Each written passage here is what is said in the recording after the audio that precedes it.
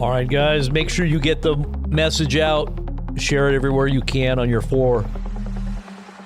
channels, on your social media. Get the message out that we're going to be live in just a few minutes, breaking down what's going on. Don't miss the broadcast. Tell them. You're going to be outside the know if you don't know.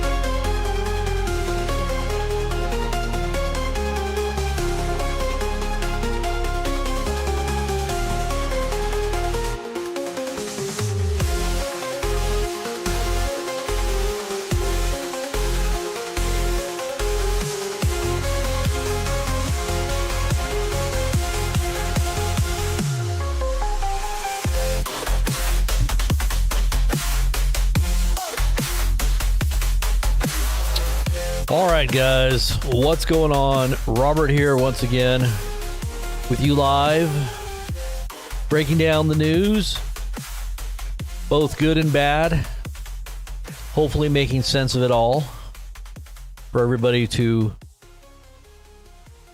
understand, even the children, right? We got to speak in a way that everybody can get it. There's different levels of understanding, obviously, and I'm amazed at people that you would think that would be older in years would figure some of these things out. But many times, the level of deception and the level of it's almost like this. I don't know if you've ever seen like a spy type thriller, espionage. You've always got those double and triple agents, 3D chess moves, Q, psyops. People don't get this part of it, but you're talking about an international type of mafia type organization that has, and it's a very small club of people that actually do control things. Not just, and people that think they're in control obviously aren't. And many times they're just pawns. They're being played. They're in their own little, they've been given a little place to play inside of. It's kind of like Truman Show. Very, very similar. They don't even realize that they're a part of a bigger plan and a game that's being played. And they're given a little bit of leeway, but they only allow them to go so far till they pull the plug. Like Biden and Kamala. People still have that illusion that there's a right and a left. I don't understand why people can't get that concept that it's really not, it's like a high-tech marketing ploy, manipulation of consciousness that is happening at a level through media and now through nanotech and AI. It's very deep now. These glasses I'm seeing through foggy glasses here. Hold on.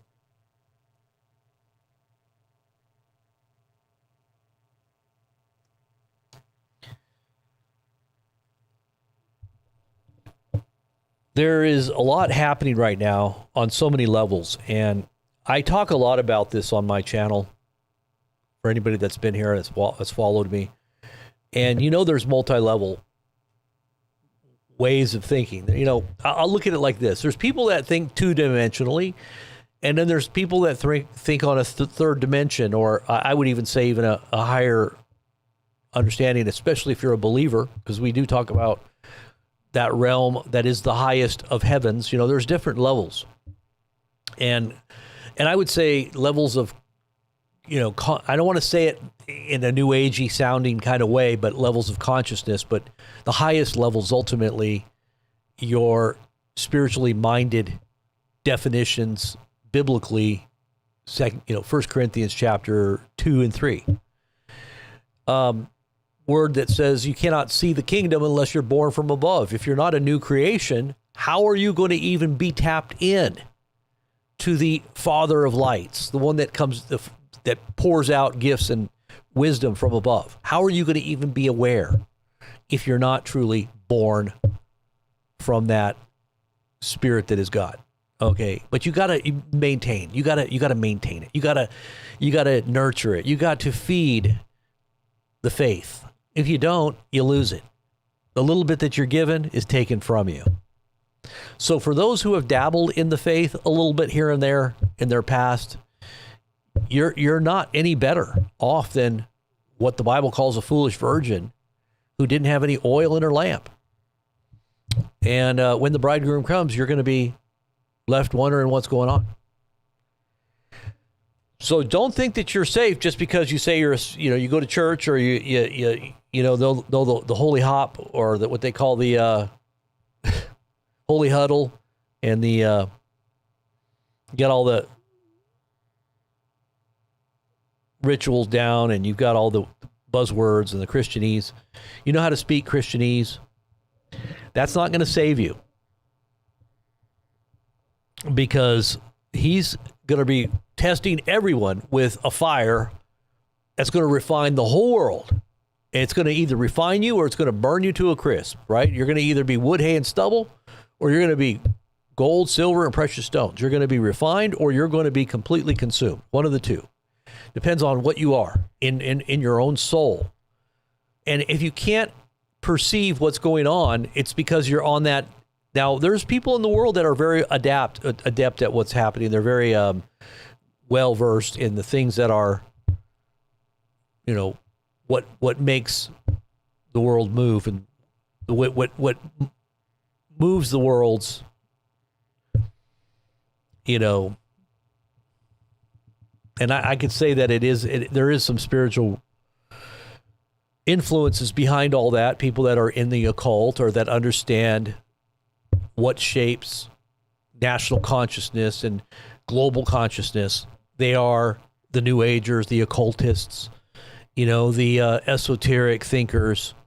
They understand these things on a very high level, and they hobnob with all the very powerful people that are in the shadows. They're not the people that you see out in the front. The people that are out in the front are the ones that are being paid to do the dirty work, and they're the ones that are thrown under the bus at certain moments when it meets their required. It's like playing a chess game. If you're familiar with how you play chess, there's times when you have to sacrifice powerful players. You got to sacrifice a pawn at a certain point. That's not a big deal.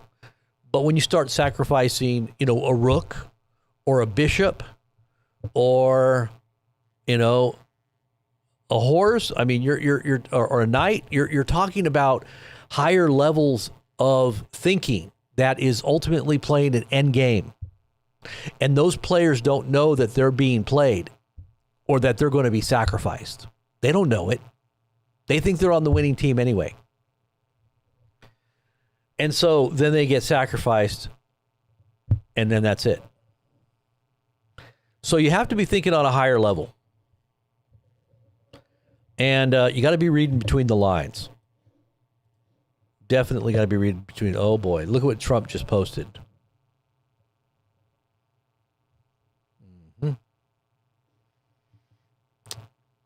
See, occult imagery right here. Look at what Trump just posted just now. Now, the obelisk is an Egyptian symbol, and it's highly occultic. But he just posted this just now. You got a stealth bomber, one of those B-2 bombers, and I don't know what that other one is. I think that's some other kind of bomber, I think, long-range bomber.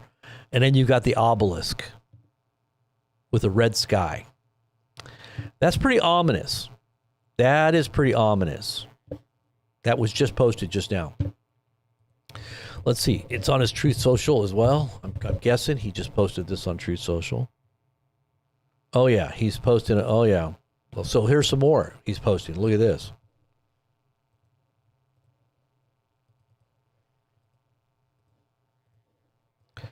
So this is Trump's Truth Social here. So he posted this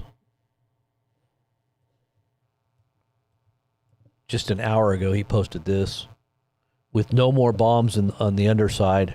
The bombs have been released. That's a message. And then he posted this about an hour ago as well.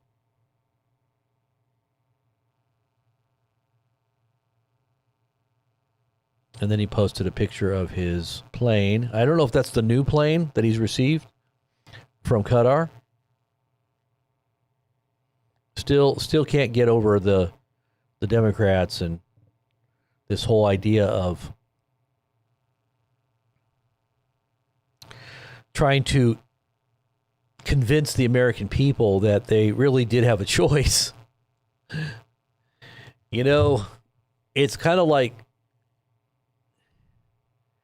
if I really wanted you to like me, what I would do is I would shackle you down within an environment of some stupid people that are just harming your consciousness daily, making you miserable with all the things that they're doing to control you to the point where you are just crying out for some help. And then I'm going to come to the rescue to help you. And you're going to love me, right? It's called Stockholm Syndrome. You ever heard of Stockholm Syndrome? That's what this is. It's a Stockholm Syndrome. And people don't realize that they're being played. It's kind of like when lions hunt. I don't know if you've seen the way lions hunt, but you'll get the males with their roar. They'll get behind a herd of elk or whatever they eat, whatever deer or whatever. They've shown this in the footage I've seen, where the males will get behind them and they'll roar, and it'll cause all the animals to start running into the area where all the females are, and they'll be spanned out, ready to jump when all of the animals start running away from the roar. So you're running away from this terrible roar of the Democrats, but you're running right into the trap. And I'm not saying right, left. I mean, I don't think there's really a big difference. Okay, you might say morally, oh, well, they offend my moral consciousness because of the transgender stuff and the gay agenda and, you know, their liberal politics. But go back to the tree of the knowledge of good and evil. You've got a tree that you're not supposed to eat. It's got good fruit on it, and it's got bad fruit on it. It's got Republican fruit on it. It's got Democrat fruit on it. Okay, so does it matter which one you really eat? You're still going to hell no matter which one you eat, right? Is a Pharisee in heaven as opposed to the drunkard or the glutton or the, you know, adulterer? One's moral, but hates Jesus. The other one might be closer to God than actually the Pharisee. I don't care how orthodox and outwardly moral you think you are. You are just as far, if not farther away than the tax collector and the sinner. So don't tell me about how morally justified you feel because somehow outwardly you've got a whitewashed coat of paint on your tomb. You've decorated your tomb, but you're still dead man's bones. I don't know if you can get that idea yet, but, you know, I've got people that are saying stuff, and I just feel like, I mean, I want to make sure people get this idea because it's really a biblical way of thinking. And you can translate that into your everyday life, everything that happens throughout your life.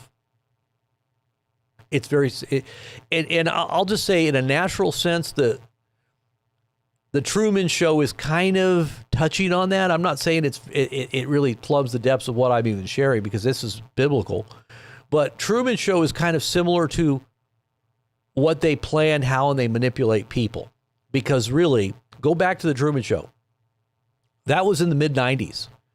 There was no YouTube. There was no social media. There was no Big Brother, no reality TV yet. There was no reality TV. Reality TV hadn't even come out yet. But they had already simulated and prepared the public via this little concept movie, The Truman Show, of what would ultimately be common everyday experiences that people are having right now with AI and manipulated reality and consciousness through media. And it's all about advertising. Everything is monetized. Everything. Your clicks, your YouTube videos, your reality TV shows, Netflix, everything is completely monetized. But wait, I have a word from my sponsor here right before we get into anything more in depth. So just hold tight. I'm going to have to pitch a product to you right now because, you know, we got to pay the bills. Oh, I'm not even on the page there. I thought I was on the page. I am so sorry. I had this blank page here I'm showing you. So I'm so caught up in my thoughts here that I'm not even looking at my OBS here. I'm sorry about that.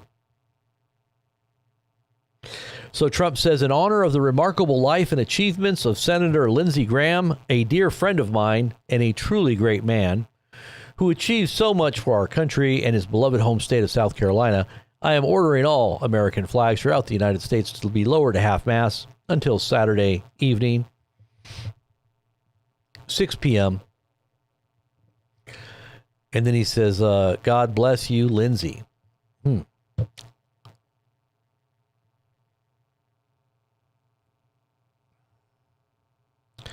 So there's talk and rumors that there's a possibility that Iran may have in some way,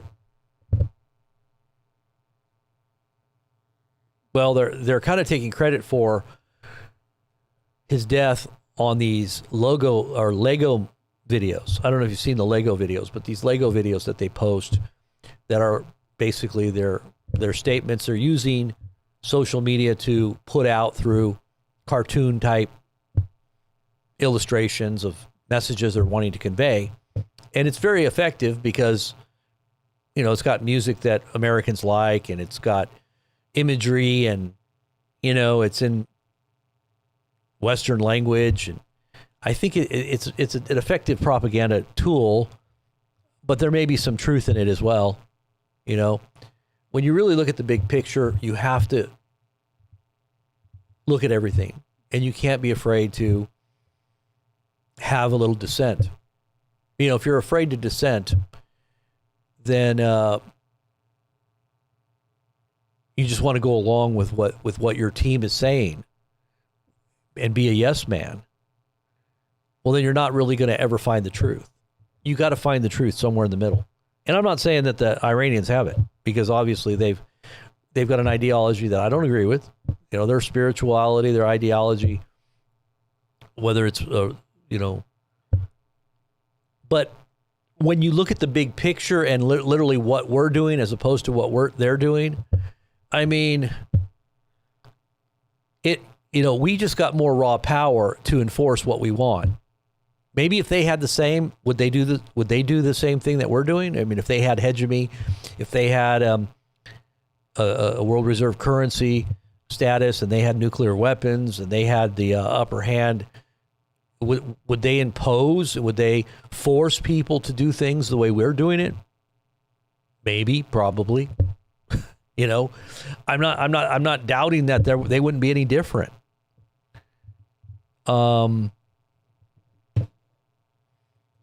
But we have to take responsibility. When they say much responsibility, well, great power and privilege equals greater responsibility, right? When you're afforded this type of influence, that you have a greater need to have a responsibility to the people that you serve, or you oversee, right? If you're a powerful person, you're overseeing people, and you're influencing their lives, whether it's governments or spiritual bodies, spiritual government, secular government. You have great responsibility, and you're going to be held to a very strict judgment. The Bible says that very clearly. You who teach will have a stricter judgment.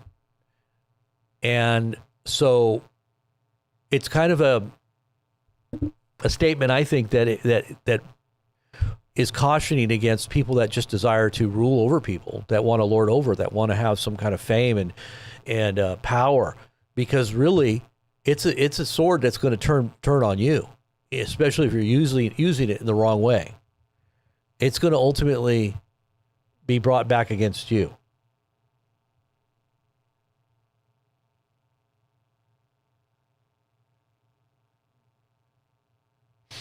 So I'm looking at some of your guys' comments. God bless all you guys out there. Kevin and Wayne the Pain, Sherry, the mods. Saw Wounded Dove and Boris, Lori, Josh, Mark. Mark says it sounds like I'm cheering for Iran. No, I'm cheering the fact that humanity is being brought to that biblical place where it says perplexity. It says signs in the sun and the moon and the stars, and on the earth distress of nations with perplexity. That's what I'm rooting on. I'm rooting on the fact that humanity is coming to a place of perplexity in the end of their own rope, the end of their own self, to the point that the elites are thinking about digging deep underground holes to hide in because they're fearing what's coming upon the face of the earth and trying to hide from the one who sits upon the throne, whose face shines like the sun. Okay, that's what I'm cheering on. It has nothing to do with a partisan, geopolitics or some bias in ideology. This is all about biblical reality and truth that comes from God Most High, as revealed in Scripture, both Old and New Covenant. This has nothing to do with nationalism. For people that don't listen to me, that's why you think the way you think. That's why I try to tell you you're being deceived because you're not listening deep enough. You're very shallow. I've had certain people say this to me on social media. Mark, weren't you the one that banned me and said you didn't ever want to talk to me on X the other day? Wasn't that you? And blocked me and said all kinds of stuff, and now you're still back here listening to me, criticizing me, saying that I'm the great critic. I'm the big critic of everybody. You said you don't like me because I criticize everybody. Isn't that you, Mark? Aren't you the same Mark? I hope that you didn't ban Mark. I want him to stay here and I want to talk to him. Mark RWS W3S. Isn't that you? Aren't you that person on my X? I was talking about that yesterday. I periodically get people that like to criticize things, but I like to answer. I don't want to just ignore you. No, just a customer. You're a customer. Why do you say a customer? Is this like a business? Is that what you're trying to say? Are you saying that what I'm doing is like a business?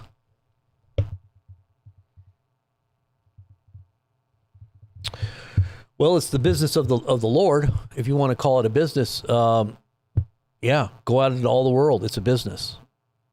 It's the business of saving people's hearts and souls. You can say that's the business of the Lord. I'm about the business of the Most High. How's that? You want to say that? Okay, you can say that.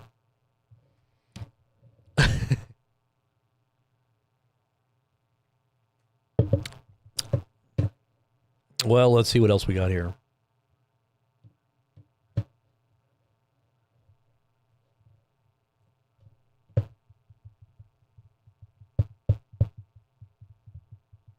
All right, so we're going to go through the Telegram chat here, or the Telegram media here that we have. If you're not a part of our Telegram page, make sure you get connected to that. That gives all the current updates in real time that we post, and we make sure that you are up to speed on everything that's happening throughout the day. And whenever we have an instant live, we're going to alert you there. Make sure you're also on the app. That's another second best way to get. It's actually equal. You're going to get a text alert or a. How many of you guys are getting the text alerts on the app? We've got about 600 people that have downloaded the app, and I'm just curious how many actually have registered with the app. I should say registered with the app. There's probably a lot more people that have downloaded it. When you download it, you only get a push notification, which goes through the app, and it'll let you know when we're doing something or when something's happening. We'll let you know. But you have to have your app on. If your app is not on, you might not get the push notification. That's like a little pop-up. But if you register with the app, then you'll get a text alert, which will go directly to your phone number. That way you won't miss anything. So if you haven't done that already, you need to do that. That's the best way to stay in touch. Here, just watch this. Robert here at BP News. Wanted to let you know that we've got the early warning alert system set up. It is the BP News app. Don't miss out on breaking news when it happens in real time. You will get a push notification and or a text alert. In order to get the text alert, once you download the app, make sure you hit the right top hand corner icon, little person icon up there, and register with your phone number, and that way we can send you a text alert. Otherwise, just use it as a guest and get the push notification. That comes directly through the app, and you'll see an alert when we go live. Stay in touch with all of our social media as well here at BP News. God bless. All right. So it looks like there's some things happening right now. Explosions have been reported 10 times. 10 times explosions reported in Bandar Abbas, and that's just now popping off. Let's see where that is. So there's been a lot of activity since last night, and that is in Iran, a city of Iran. It says here that it's a port city in the central district of Bandar Abbas County, and it's right there on the coast of the Persian Gulf, right? So we're going to go ahead and start looking at the feeds here, as we did yesterday, and as everything was hitting the fan. We're going to do the same thing again today, because I think things are still happening right now. All right, so let's go through some of this. Get this out of the way here. Put this up here. Let's take a look at the other stuff so really quickly here. Okay, so Qashm Island, also 5 explosions are happening there 5 times. I don't know if that's 5 times, what that actually means. 5 explosions? They're saying 5 explosions? So it looks like there might be an operation ongoing right now that's happening right now in the Middle East. Okay, so let's look at this. 1:20, this was about a half an hour ago.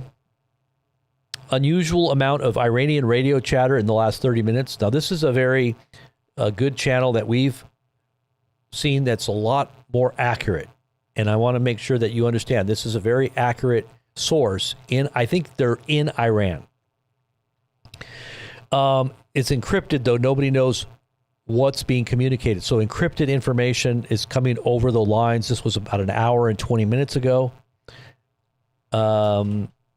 U.S. Central Command denies that American soldiers died in Kuwait. There's been a lot of chatter and talk and rumor about soldiers being killed in Kuwait at one of the bases that was hit with a hypersonic missile. Iranian Foreign Ministry, quote, "We have unfortunately reached a stage where there are not just U.S. bases inside neighboring countries, but in fact, some countries have been turned into a U.S. base in their entirety." And they're talking possibly about places like Kuwait, UAE. What's the other one? Those Gulf states. So they're probably saying they're going to go to war with these Gulf states. The Iranian Foreign Ministry, quote, "The Arab microstates should immediately stop letting their territory be used by the United States military or face severe consequences." So they're threatening now, and this is why they want to destroy their critical infrastructure there, is because the U.S. is, and their hegemony, and the U.S.'s dominant petrodollar is dependent on that critical infrastructure within those states that are basically U.S. extensions of U.S. power in the Middle East, those Gulf states like UAE, Qatar. What's the other one? I'm guessing Jordan is a part of that. Jordan.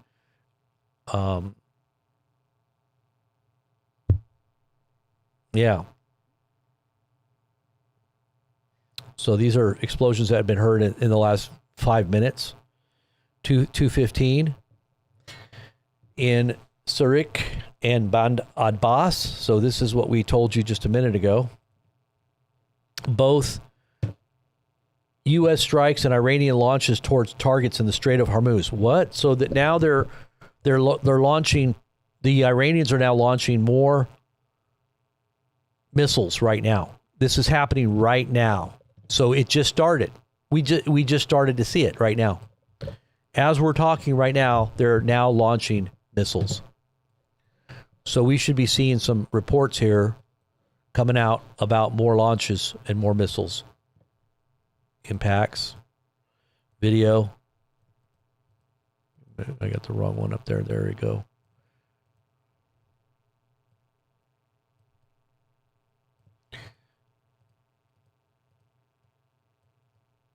There we go. All right. Yep. Yep, something is definitely in the works right now.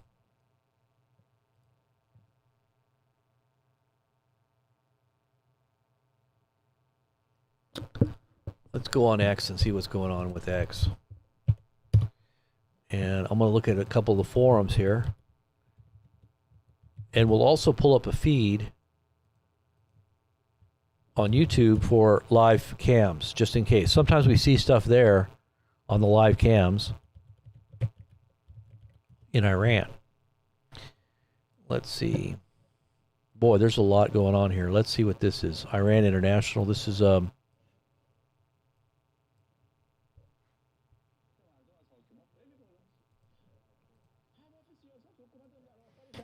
okay, so this is Iranian TV. We can't understand it. But there's 6,000 people watching right now.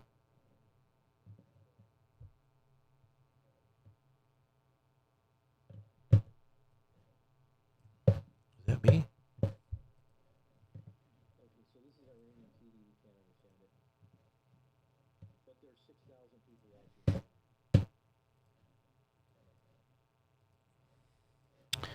Okay. Let's see.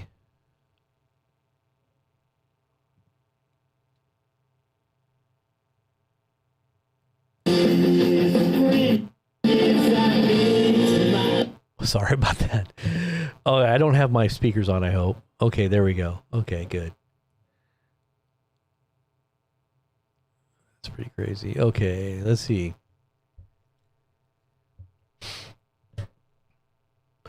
We're going to go to the OSCENT here really quick.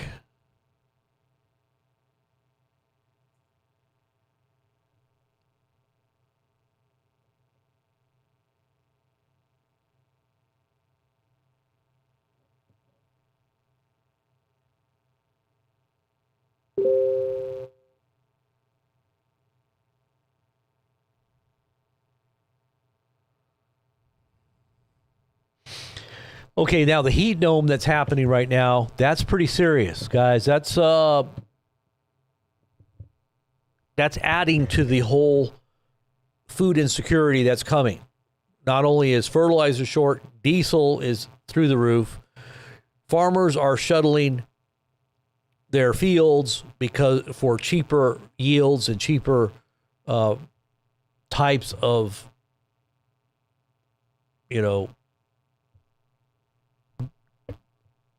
crops, because some crops are very dependent on fertilizers. Some are not as dependent. But now you have no water coming in because it's so hot. They're in a major drought like never before. So we're going to be seeing huge shortfalls in production in the next 6 months or so because it takes a while to come on. Okay, so we got new strikes. Let's see. U.S. Central Command, it says Eastern Standard Time, 5 p.m., which is just 20 minutes ago. Forces have began launching more strikes against Iran to continue degrading their ability to attack civilian mariners and commercial ships freely transiting the Strait of Hormuz. The commander-in-chief has directed the strikes to hold Iranian forces accountable. So this is happening right now. They're confirming the strikes that are taking place right as we speak. As we said, I knew this was coming. That's why I came on, because I knew this was about to happen. Explosions are now being heard in Bashar, Iran. Okay, so this is why I wanted to go over to live cams here. Let's go see if we can get the live cams. Explosions are now being reported in Minab, Iran. Okay, let's see. All right, we've got a live cam here. Hold on. Let's go over to the live cam.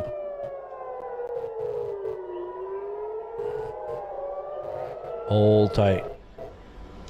Okay, so this is probably a little bit of a recording here. Yeah, this is those stupid Indian channels. They're just making a bunch of sensational videos that are past footage, trying to make it seem like it's happening right now. You got to be real careful with channels that you're watching. They're not being honest. They're showing you a bunch of false video, trying to make it seem like it's connected.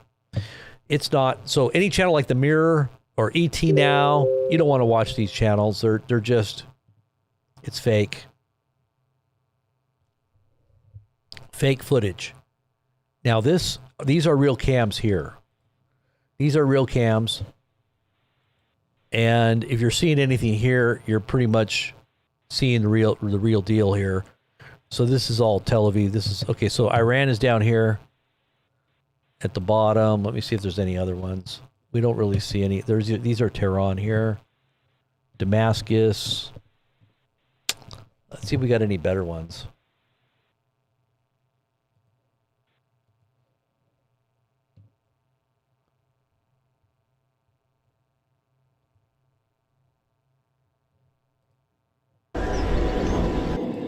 See, this is the same channel. This might be older footage, like from yesterday. Let's take a look. This might be yesterday's footage.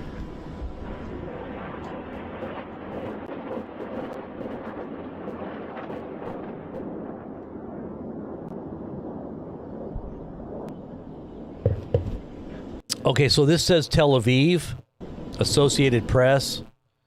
Let's take a look at Associated Press.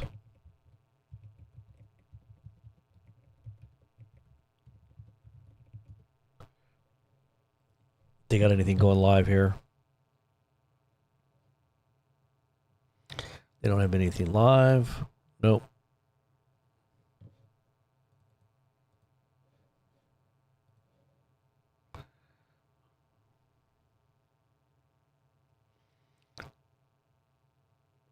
I don't see any Iranian cams. Maybe here. Nope.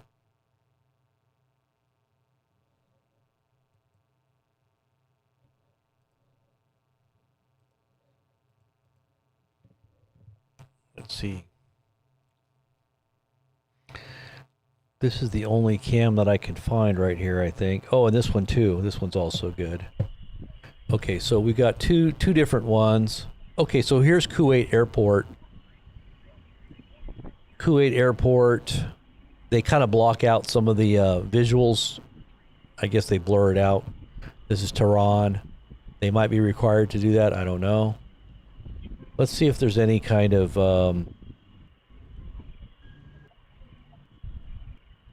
anything that we can see. I'm going to scroll back just a second because this is when it all started. About half an hour ago. Sometimes we can see stuff on here when we scroll back.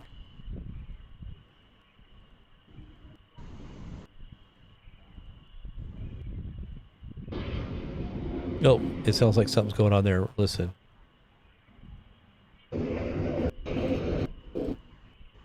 That might be U.S. planes. Listen. So that was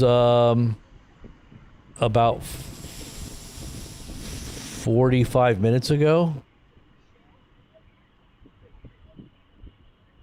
Yeah, let's see if we can hear it here. It's coming up right now.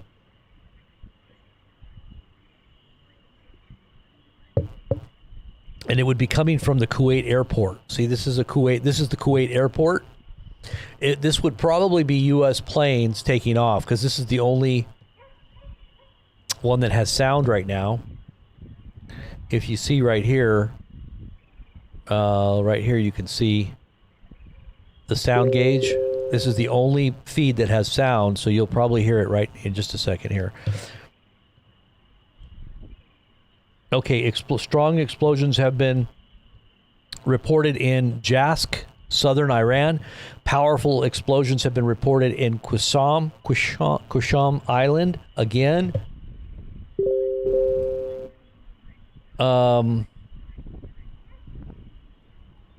Local media is reporting ongoing strikes in Zurich and Bandar Abbas. See, here comes the plane. Watch. That's a U.S. transport. I bet you that's one of those tankers.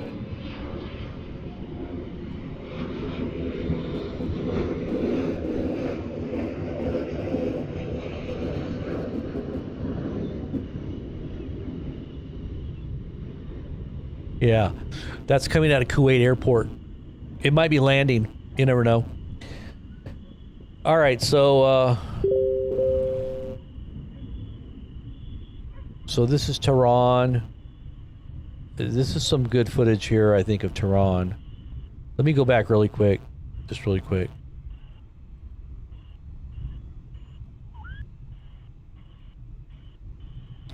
We'll keep it on so that if we can hear anything, if we might be able to hear something, because this has sound. The Tehran has sound, and so does Kuwait airport. So if you hear anything, we'll hear it in the background. All right, so let's go back over here.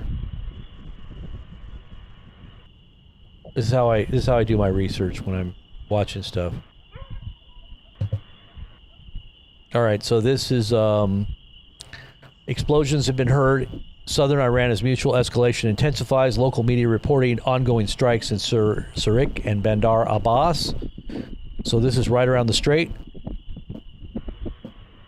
Alongside Iranian launches towards targets in the Strait of Hormuz. The exchange comes after the U.S. hit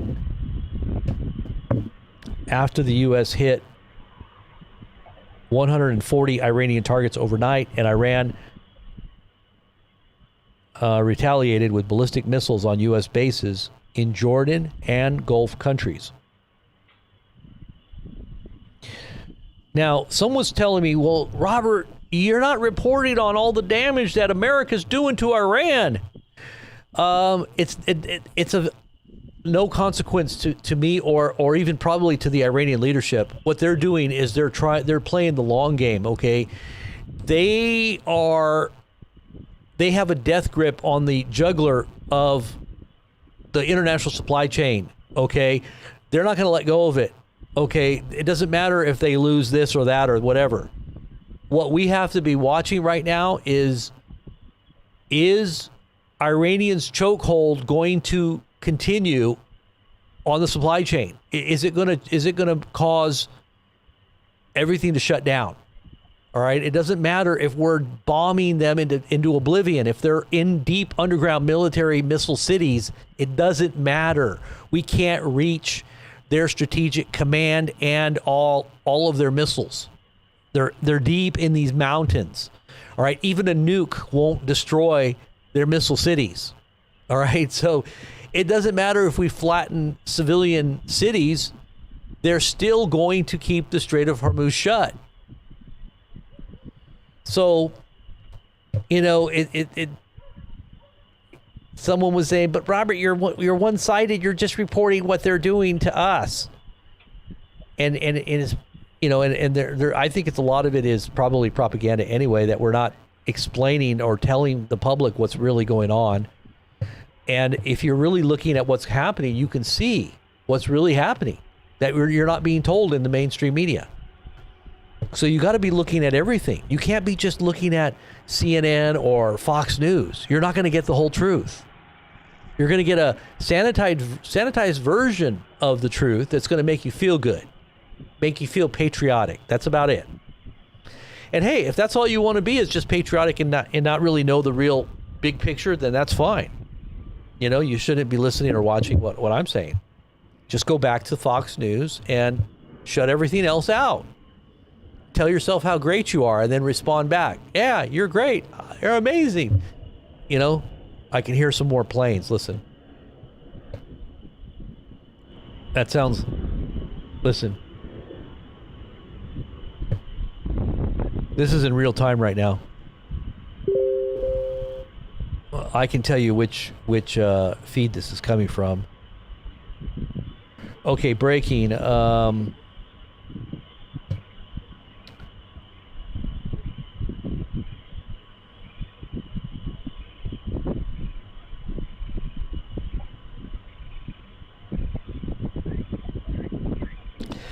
So is Mitch McConnell still alive? I thought he was dead. Did he didn't die. He didn't die, I guess, huh? I guess he's still alive. They're saying he's still alive. Amazing.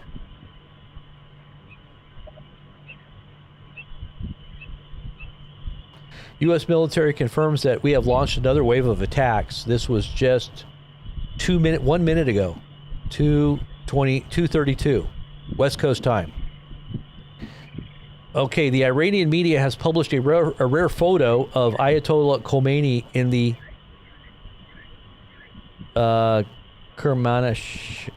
Kermanshah region during the devastating earthquake in 2017. All right. U.S. strikes reported on the southern part of Qasem Island. So now there's more strikes happening.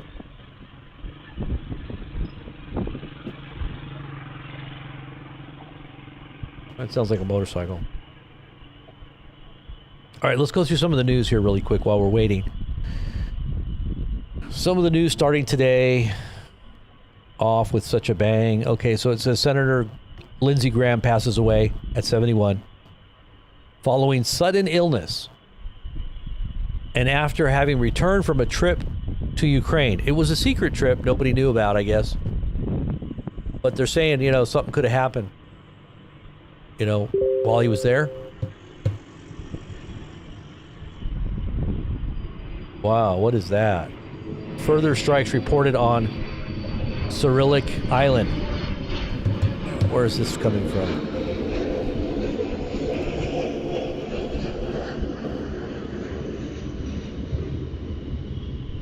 I think that was Tel Aviv. That might have been the Tel Aviv airport. That looks like it was Tel Aviv.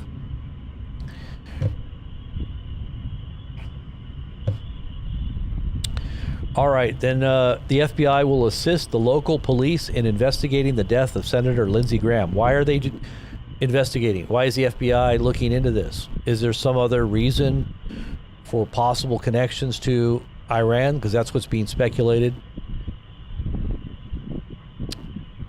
Defiant Lindsey Graham laughed off Iran putting bullseye on his head days before his death. In response to images circling from the extended state funeral of Iran's late supreme leader, Khomeini, Graham took to X with a lighthearted yet pointed reply. What he stated was, crowds at the funeral carried signs targeting high-profile American figures, including President Trump, conservative voices Ben Shapiro and Laura Loomer, and the GOP donor Miriam Adelson. The signage featured threatening text that translated to calls for severed heads, with one poster specifically placing Graham in crosshairs. If you don't know what crosshairs are, it's just the sight of a gun, right? At least they used a good photo of me. Judge me by my enemies, Graham posted on X, showcasing his underlying stance even amid explicit threats. Now, this was just a few days ago, so that's why people are speculating.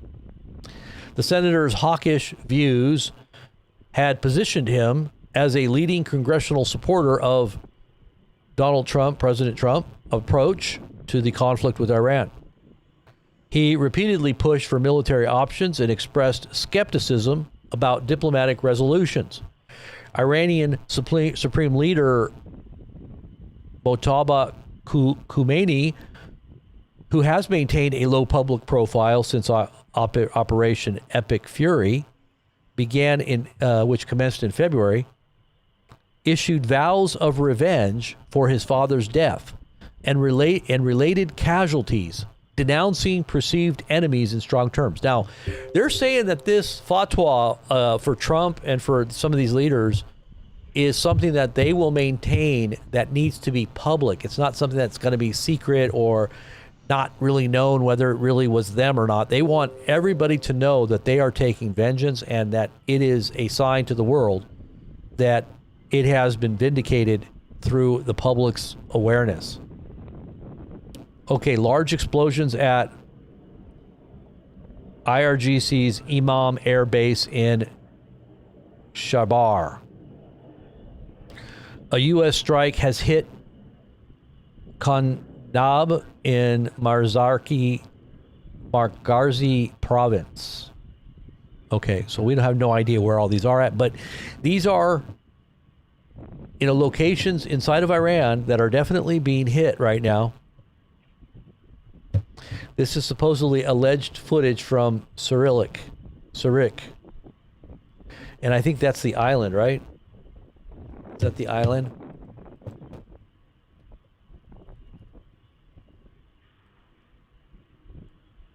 It's a port city. It's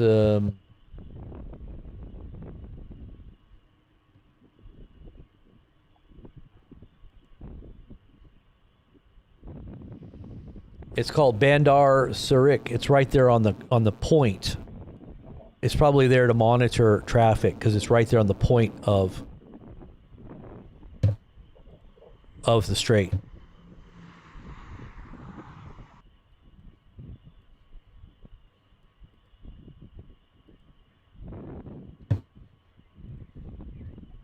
All right, I think I'm going to turn this down because it's a little bit distracting here.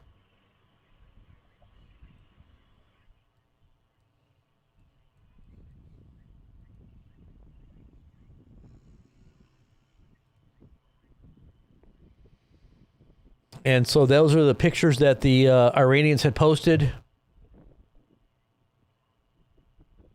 And they also, in some way, took credit for his death by making this video here. Now, who made it? Obviously, they had sympathies with Iran. There's a lot of these Lego videos that are going around that are right directly from Iranian, propagandists.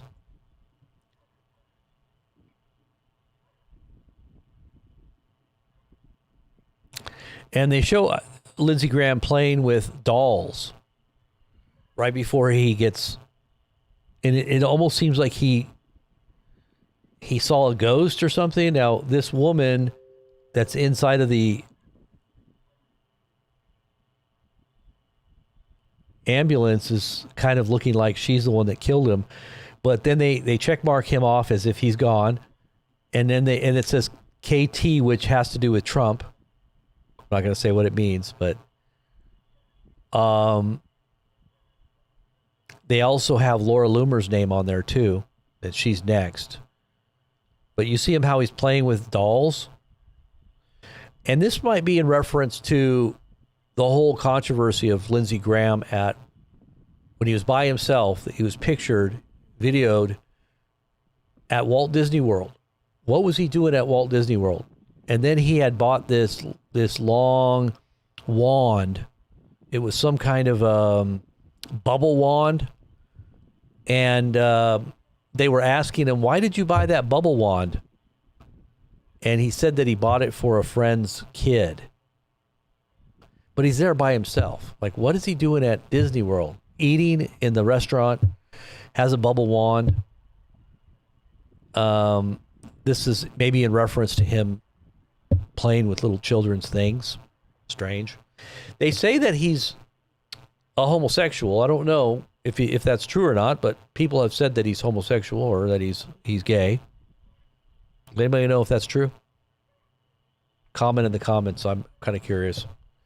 I've heard rumors that he's gay, but Mitch McConnell is still alive despite suffering a similar cardiac arrest as Lindsey Graham, according to Desiree Townsend. Times of Israel. Iranian newspaper lists Trump, Netanyahu, and European leaders as targets for revenge.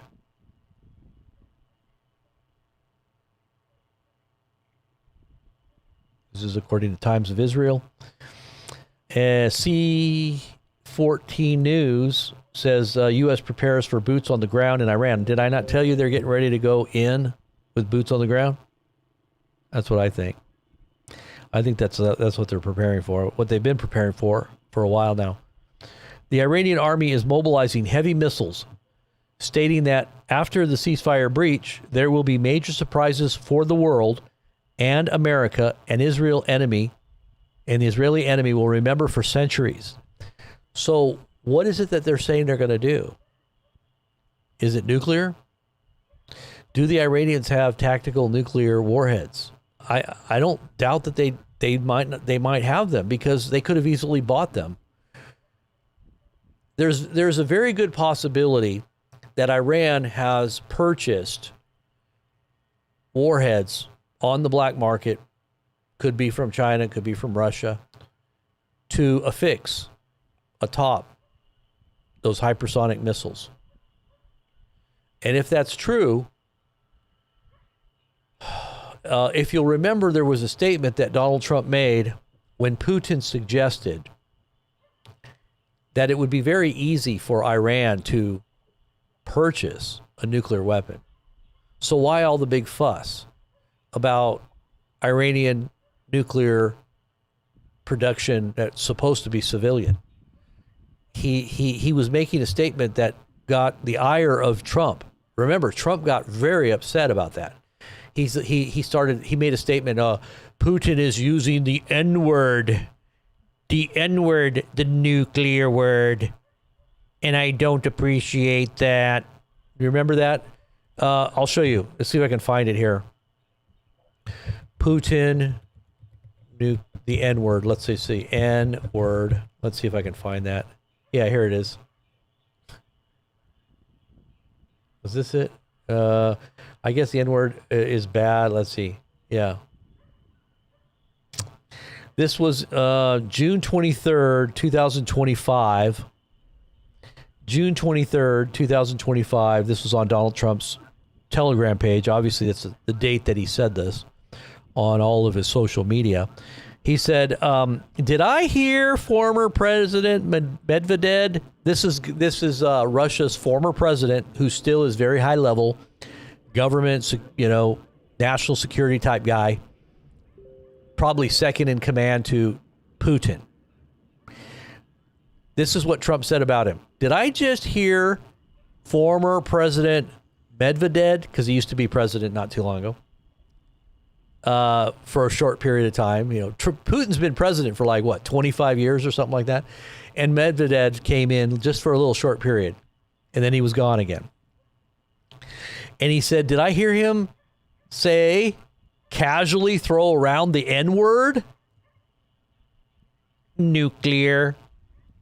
When Trump says it, he's always like, nuclear. He said, did I hear him say the N-word and saying that he and other countries would supply nuclear warheads to Iran? Did he really say that? Or is that just a figment of my imagination? It's just my imagination running away with me. Da-da-da-da-da-da-da. Was it just my... Trump singing this song. And then he says, if he did say that, and if confirmed, please let me know immediately. My intelligence apparatus isn't very good. So if you're out there in social la land, can you please DM me and let me know? Because I need to start tweeting about this if it's true. All right. Anybody out there know? Did he use the N-word? Because I need to say something about it to the whole world. The N-word should not be treated so casually. I guess that's why Putin's the boss. By the way, if anyone thinks our hardware was great over the weekend, far and away the strongest and the best equipment we have, he's talking about hardware as in military weapons and bombs, 20 years advanced over the pack. We're way ahead, everybody. You don't want to mess with us. I'm Donald Trump, man. I'm crazy. Crazy. You want to mess with crazy? I got nuclear warheads. We're way above you. We're way ahead of you. You don't want to mess with us. Is it 20 years advanced over the pack? Is our nuclear submarines? Our nuclear submarines are they're the best. They're nuclear and underwater. You can't see them. They'll sneak up on you. They are the most powerful and lethal weapons ever built, and just launched the 30 Tomahawks.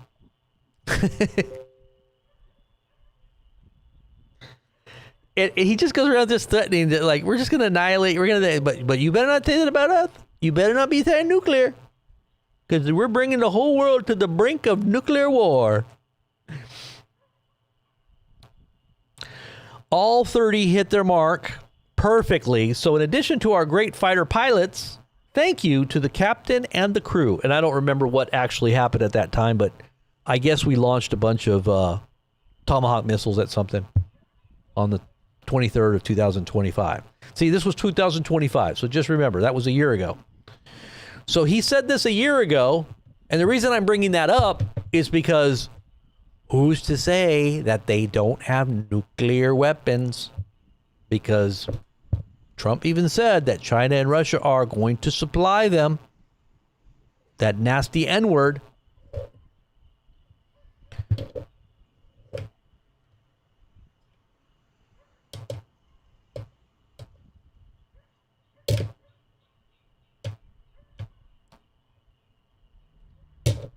No!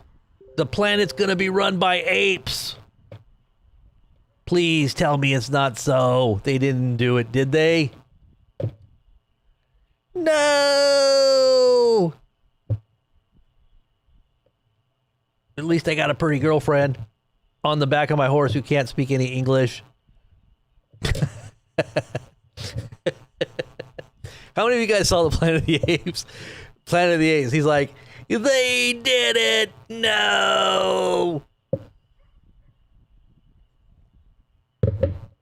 I always love the music. How many of you guys saw the Planet of the Apes?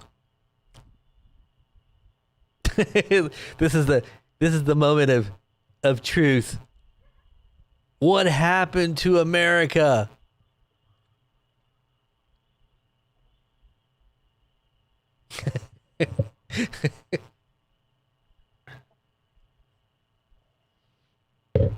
Let's see the statue. I want to see the statue. Wait, hold on. I got to get to that point. Let's get to the statue. Come on.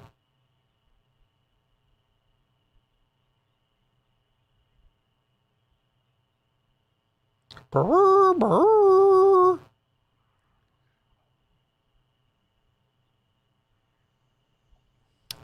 I always liked the Planet of the Apes when they were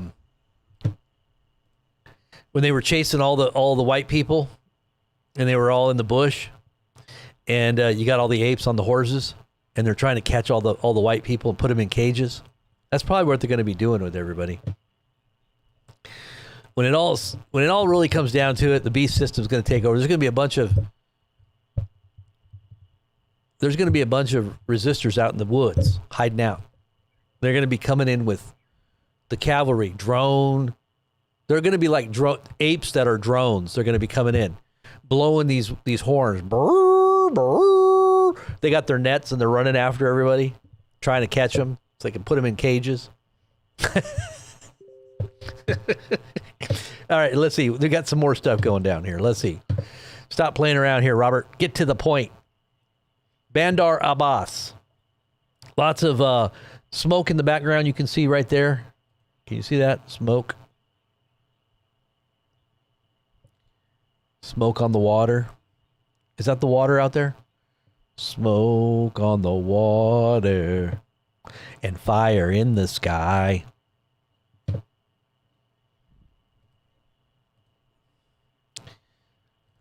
Let's see what they're saying here. Intel footage emerges showing the moment of the airstrikes. Okay, where are they? Can't even see them. So far away.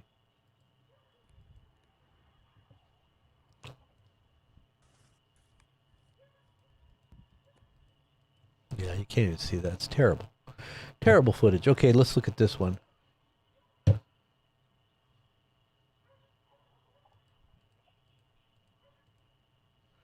that's not good either. Okay, so anyway, so the heavy U.S. strikes reported on Bandar Abbas. So far, that's about it on those channels. But let's get back to some of the news. The heat wave is coming. It's a big dome, and it's going to cook this whole area right here. 100 plus 110 degrees.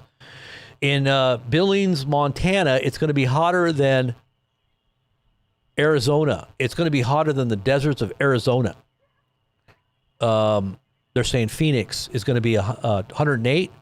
Billings is going to be 112. 112 degrees. Yeah, if you got some eggs you want to cook, you don't even have to start a fire. You can just put it right on the concrete. Cook your eggs. This is your brain. This is your brain on crack. Massive heat dome is hitting farmlands in the middle of record-breaking drought. And look at the heat dome. Temperatures 100 to 110. Massive heat dome is just going to be slam in the middle of the country. But up here, it's all nice and quiet. Nice and quiet up here in this Great White North area. It's actually pushing into Canada, too. So Canada's going to get it, too. All right, U.S. just struck telecommunications towers near Zurich. No casualties have been reported. Tonight's U.S. airstrikes targeted telecommunications tower. The same site hit in previous attacks, Press TV has reported.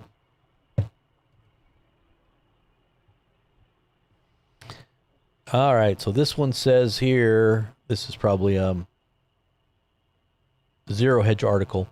It says the planet's strongest heat dome is to bake America's heartland. Oh, I love the title on that. It says what some meteorologists are calling the planet's strongest heat dome is set to build over America's heartland next week. Triple-digit temperatures are expected across the northern plains, with dangerous heat pushing eastward into parts of the mid-Atlantic. The planet's strongest heat dome will develop over the Intermountain West and plains in the next week. Meteorologist Ben Knoll wrote on X, adding that this will produce rare levels of heat up to and around 110 degrees in Idaho, Wyoming, Montana, and the Dakotas. On Sunday, Billings, Montana could be hotter than Phoenix. Wow. The Iranian army is mobilizing heavy missiles, stating that after the breach of the ceasefire, there will be major surprises the world and America and Israeli enemy will remember for centuries. I wonder what that could be. Centuries. That's a long time to remember. I mean, you're talking about hundreds of years. So it has to be on a scale that is larger than conventional. Wouldn't you say? If somebody said to you, you're going to remember this for hundreds of years. I mean, think about it. It's only been, 75 or 80 years since Nagasaki and Hiroshima. And we still remember that. It's in the history books. But after a couple hundred years, you're probably... It'll probably be something that's just a note in history, because there's going to probably be other big things that have happened since then. But think about it, centuries, they're saying. One of the oldest civilizations around is the Iranian, the Iranian people. They've been around for a long, long time. America, on the other hand, has only been here for 250 years? We're just infants. We're still infants. In the big scheme of things, we're really just infants.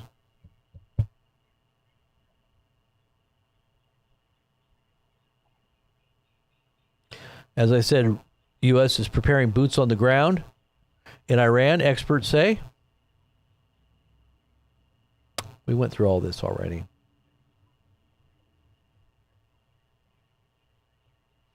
Heat domes are coming. Heat domes. Lindsey Graham is no longer with us.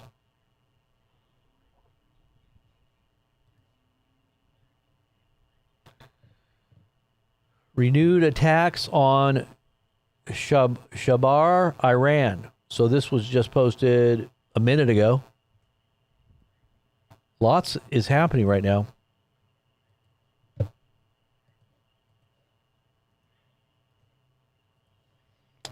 Let's see if I can find that old Bomb Iran video. If I still have that up.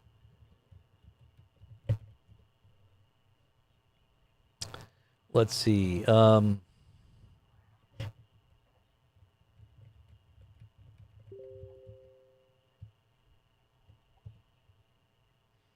That would have been.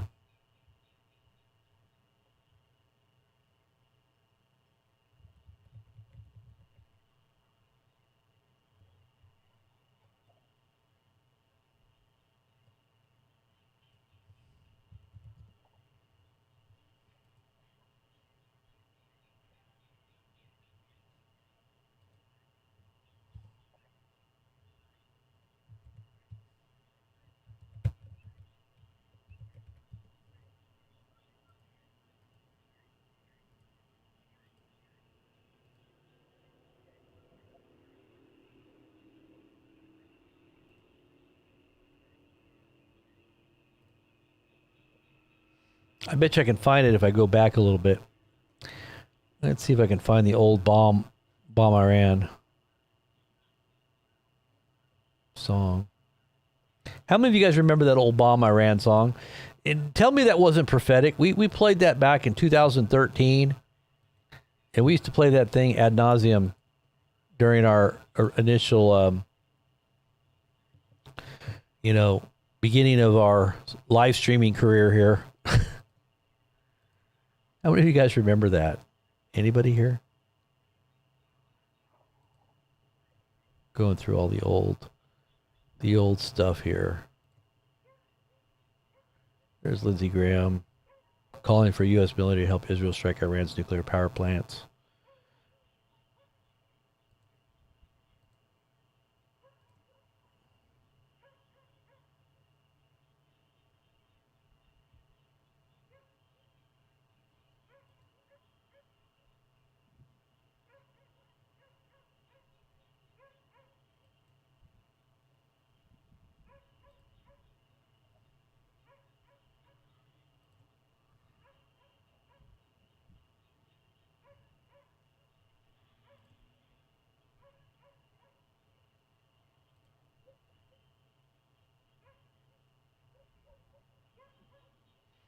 Maybe not.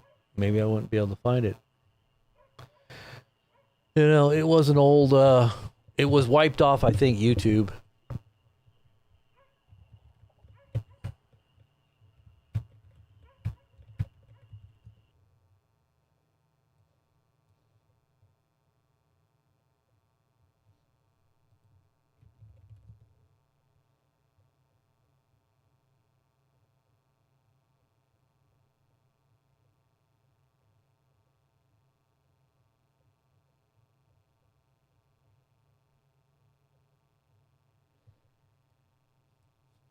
All right, so I'm going to look at some of your guys' comments here and see what you guys are saying here. David, you remember it? Yeah. No, I'm not talking about the bomb song of McCain. That was a different one. That was bomb Iran. We had another one. It was something else to do. It was a different theme. It had the mullahs dancing around with women, the women that were all dressed in black. I can't find. I think I know that it's on one of my other computers, but I don't think I have it here. In fact, it might be on my hard drive here. Let me look and see really quick if I can still find it. Let's see. You know what? I bet you it's here. Let's see if I can find it here.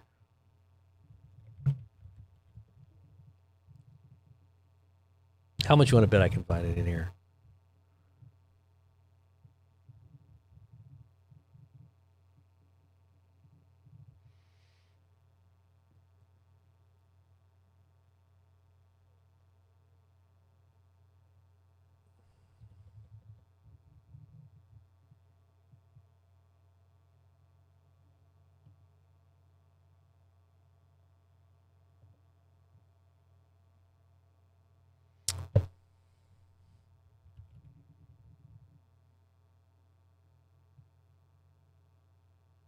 Maybe not. Pretty crazy. I guess it's gone. I hope I didn't lose it.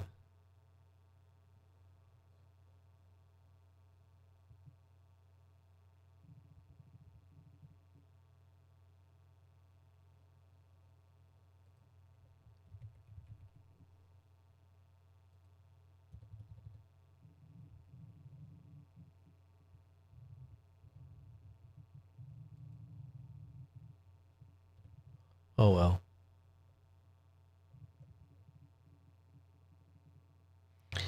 You know, I'm going through my files here, and I have so many prepper videos. I'm just telling you, prepper videos that I downloaded.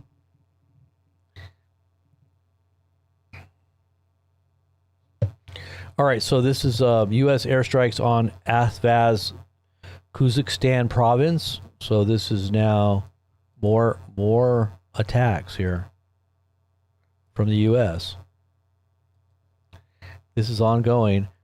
And the Tarowi area, 6 explosions in Surik, Iran.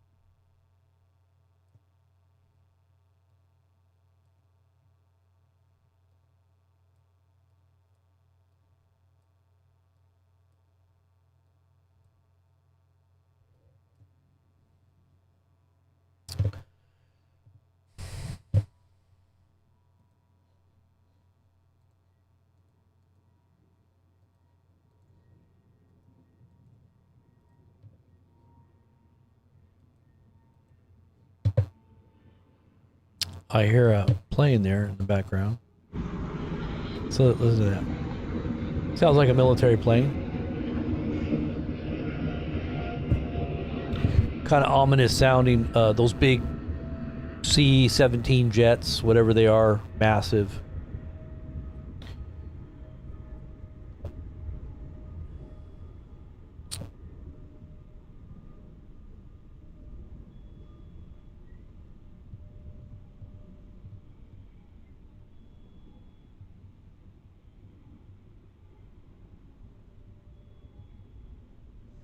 Yeah, thank you, Sherry. Buy a coffees. If you guys want a live shout out on the feed, you can also do that right there at that buy coffee thing. You'll get your name in lights. Your name will be in lights. You will be forever remembered as a part of the Blazing Press BP News channel. This will be in the archives forever. Generations in the future will look back and they'll say, "Who was this person? Who was this person that made this shout out during this broadcast?" They were chronicling the hundreds of years that this would be memorialized. This is a collector's item video, and somebody's name's on there. Used a coffee, free They supported this message.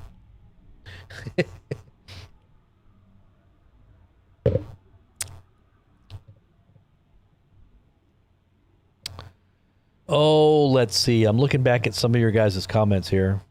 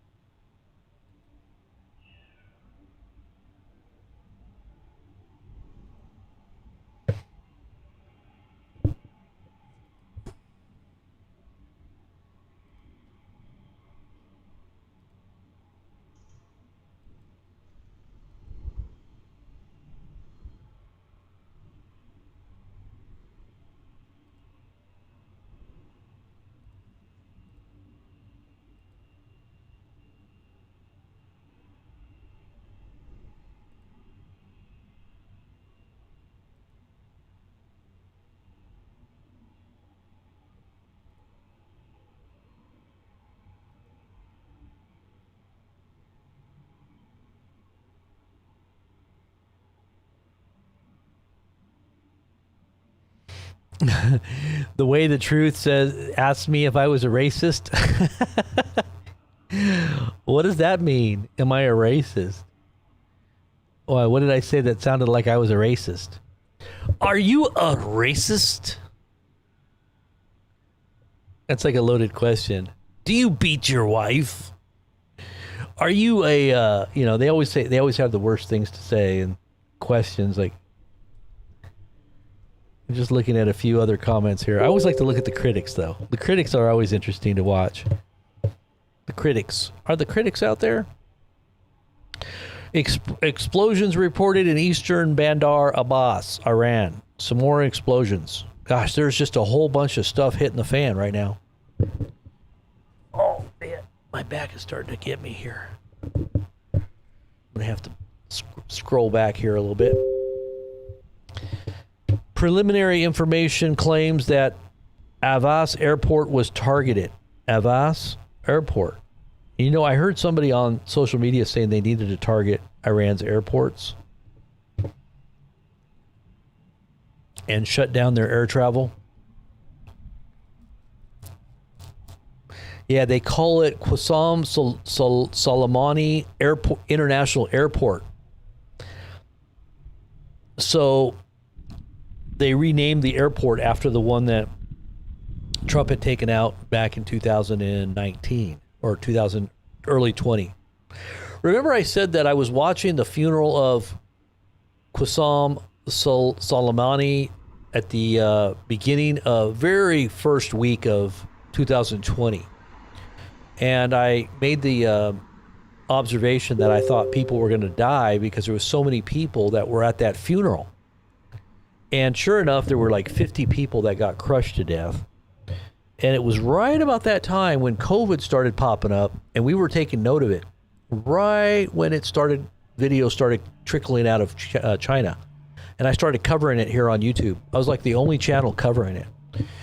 And our channel just exploded after we started exposing what's going on and how dangerous it was. And then I started making statements about things that were going to start running out, like PPE and food and things like that. People at first said I was crazy, but then as it all happened, the word spread and everybody started showing up again. Well, the same thing is happening right now. You got this huge, massive funeral that Trump himself initiated, right? Another major leader, beloved leader, just like that general was beloved. And you're sitting there trying to make a deal with a country that you've basically taken out all of their top level leadership, their spiritual leaders, their top level military leaders, and now you're trying to make a deal with them. You're trying to say that they're for not wanting to negotiate. Supposedly, this is what Trump said. Well, the Iranian leaders, they said that they wanted to make a deal, and then they got off the phone, and then they started bombing, and they started attacking ships. He goes, these are sick people. They told me they want to make a deal, and then they go out and they start attacking ships. Who do you believe? Do you believe the Iranians did that, actually, or do you believe that Trump just made it up? I'm going to take a poll. Do you think that, because this is a statement Trump made today, or last night, that these are very sick people because they called Trump and they begged Trump, supposedly, to have a negotiation with him to continue the talks. And supposedly they just really wanted to bring back the talks. And then they get off the phone and they attack a ship. Do you believe Trump really had a phone call with the Iranians? Because every time that Trump says something, the Iranians automatically come out on social media and said, we don't even know what Trump's talking about. He's talking to himself. We never even said that we were even having any kind of agreement with him or this or that. This has happened like 5 or 6 times that Trump has come out on social media and said that he made claims about having some kind of conversation with the Iranians. And then the Iranians come out and say they don't know what the heck he's talking about. Do you believe the Iranians or do you believe Trump when he says that these Iranians are saying things and then they turn around and do something opposite? Who do you believe? Just out of curiosity, do you believe the Iranians or do you believe Trump? Because to me, Trump has a pattern of not really speaking truth on certain things. That's the way I perceive it. I don't know. Maybe maybe you have a different way of seeing it, but who do you tell me right now? Just type in the chat. I believe Trump. I believe Trump, or I believe that the Iranians are what they say is what they're actually doing. Just post it in the chat. I'm kind of curious. I want to see an impromptu poll here.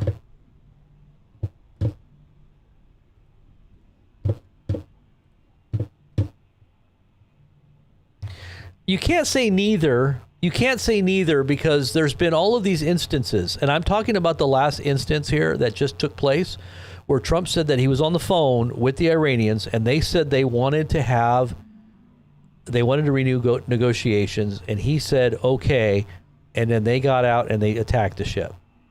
Like here, let me read you exactly what he said.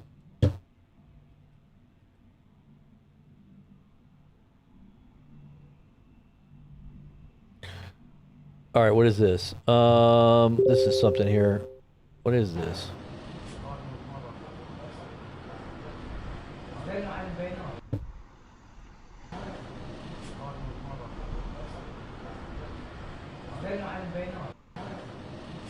Oh, it's more missiles going up. More missiles on the way from Iran. Or wait. Possible ATACMS missiles launched from Kuwait towards Iran. Okay, so they're saying that ATACMS have been just launched. That's what this is. If you can see right down here, you'll see some lights right down there at the bottom. See those little lights right there? Those are supposedly ATACMS out of Kuwait. So maybe the U.S. is now launching more ATACMS. Okay, so here's what. Okay, wait. So yeah, Avgaz Airport was reportedly targeted. That's the Soleimani Airport that's now named Soleimani. Unconfirmed though. Okay, so I want to go back over to Trump's page here, and this is what he said.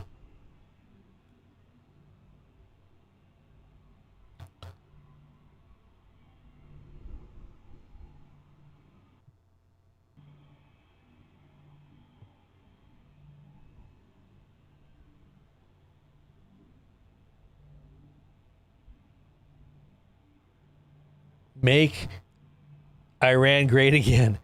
Oh my. This is like, when I see what they're saying, what he's saying here, people are saying, well, this isn't really Trump saying this. This is AI trying to sound like Trump, being posting ad nauseum 24/7 on his social media, which it's a possibility. It's a possibility that they're using AI to sound like Trump because it just sounds so crazy. The damage to the nuclear sites in Iran is said to be monumental. The hits were hard, accurate, great skill was shown by our military. Thank you. Okay, so is this all from today? Where am I at? I'm way behind. I'm sorry. Okay, so I'm in the wrong place. I was like, probably last year, looking at last year's post. Okay, so here we go.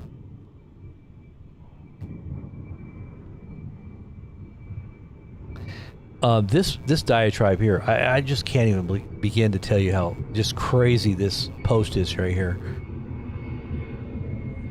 If that's Trump posting, my gosh, we are really in big trouble. Okay, so yesterday he said, that sounds like some military planes here.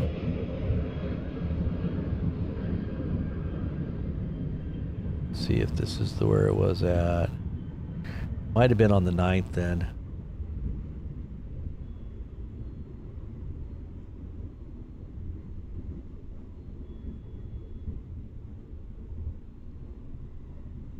No. Maybe it was posted on his other page. Huh, that's not even on there. Let's see.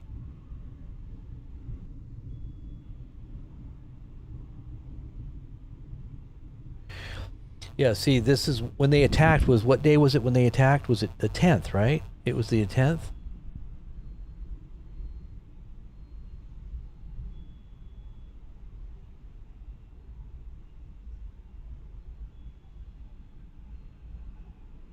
Oh, he said they were sick. Hold on, let me go back over here. Truth Social.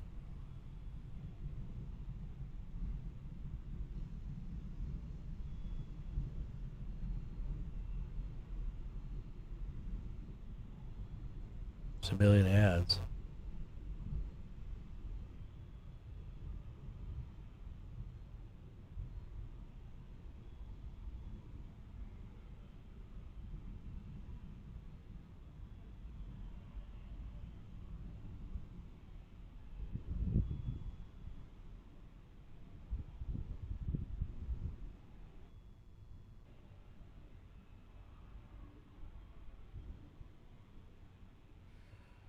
President Donald J. Trump International Airport. Where's that going to be at?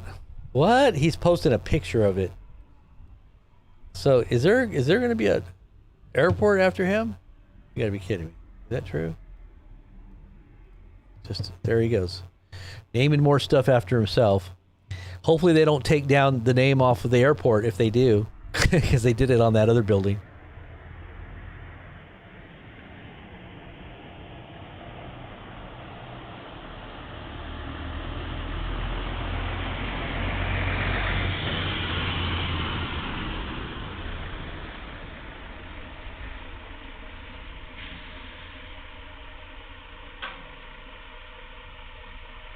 See if I can find it here.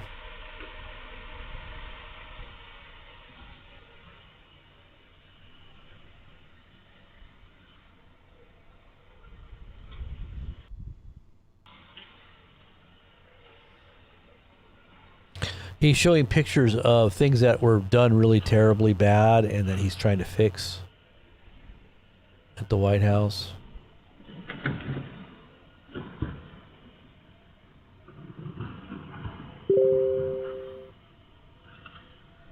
Okay, here's how I find it. He said, sick people, they're scum, 4 days ago. Here it is. President Trump is calling the ceasefire with Iran into question. The two sides have traded fire over the last 24 hours. Iran attacked 3 ships in the Strait of Hormuz. U.S.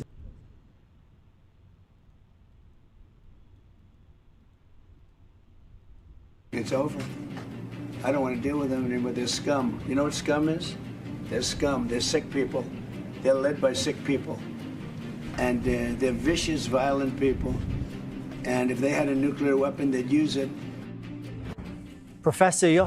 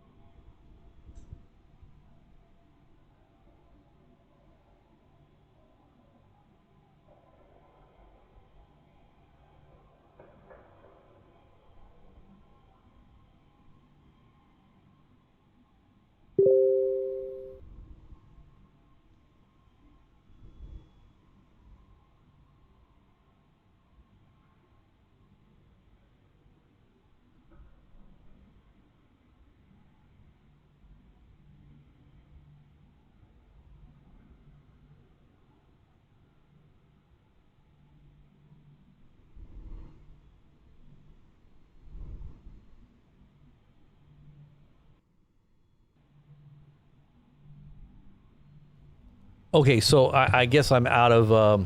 I didn't have my mic on. I'm sorry. I'm so sorry. So the strait has been basically only 21 ships have been going through. I've been talking how long? I'm sorry. Bad me. That's what it says right there. 21 ships transited in the last 24 hours. Normally, there's about 150 ships a day. So the last 2 weeks, it's been about 25 ships a day. So Trump may not be wrong in saying that traffic is still flowing, but it's flowing at a very snail pace, because averaging 150 ships a day isn't anywhere close to being open with 20 ships a day. 24 hours, only 21 ships. And those 21 ships are probably favoring China and Iran. They're probably not anything that is going to help us. So that's just in the last 24 hours. So not good. Not good at all.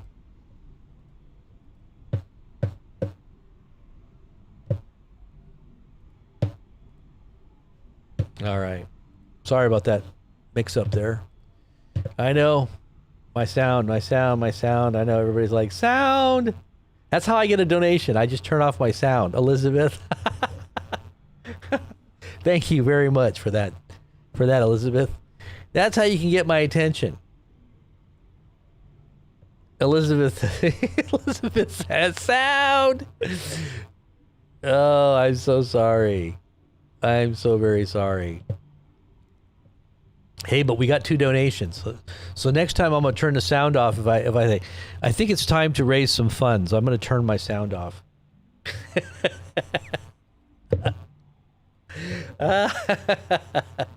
Oh man. Secret Al, was it 6 minutes? That'll teach you. Support the channel or else. No sound. I'll find out who my real supporters are. All right, so three times more loud explosions have just happened in Qashm. So more loud explosions are happening. I can also hear a lot of military aircraft in the background. Let's see what this shows.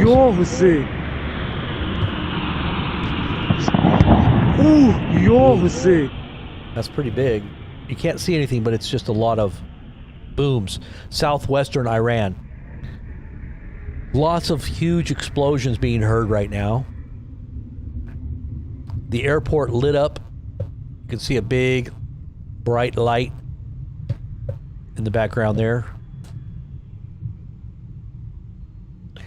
ATACMS missiles strike Iran. And this is some more footage here. I'll put this up here so you can see it.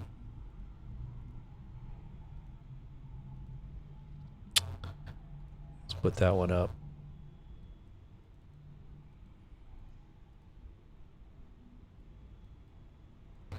This is some of that footage that comes from the ATACMS there.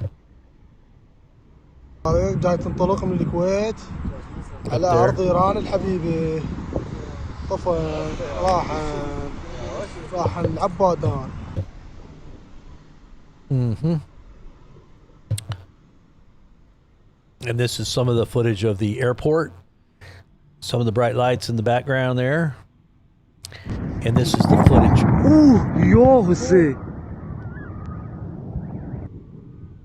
Can't really see anything though.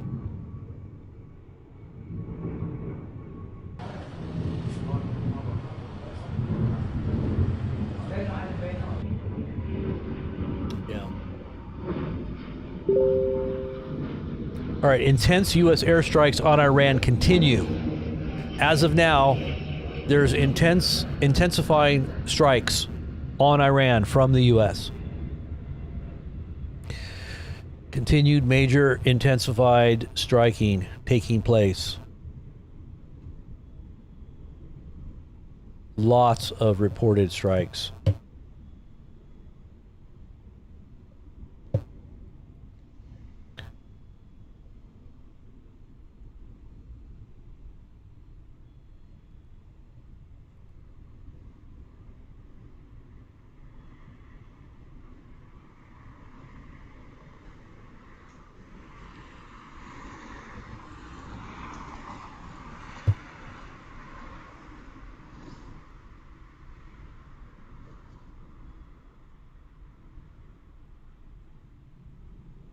Wow.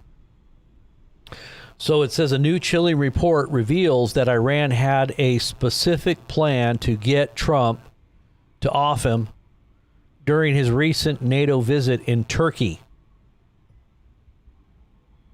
A new report states. And it says Israeli intelligence recently shared alarming details with the U.S. about a new and targeted plan by Iran to take Donald Trump out. U.S. media outlets citing sources familiar with the intelligence described the plot as specific and fresh, emerging amid heightened tensions following renewed military exchanges between U.S. and Iran. The warning comes at a critical moment as fears of broader conflict escalate in the Middle East. Washington has long tracked various threats against the president, but Israeli officials flagged this particular scheme as more accurate and immediate. The disclosure reportedly coincided with Trump's recent visit or travel for the NATO summit in Ankara, Turkey, where unusual security measures were implemented. CNN, drawing on unnamed sources, reported that while American agencies had been monitoring a steady drumbeat of intelligence regarding potential attempts, the warning from Israel was new and concerned a specific plot.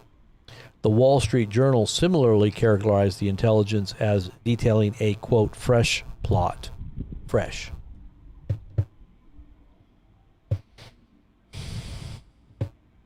It says the latest alert revives long-standing Iranian threats against Trump, which intensified after he ordered the 2020 drone strike that killed the top Iranian commander Qasem Soleimani during his first term in office. Tehran has reportedly vowed retaliation for Soleimani's death, keeping the president on high alert throughout his political career. During his return flight from the NATO summit, Trump addressed the persistent dangers. Quote, "They want to take out the U.S. leader, me. I'm on whatever list I saw this morning. I'm on every single one of their lists," he told reporter aboard Air Force One. Well, what would he expect?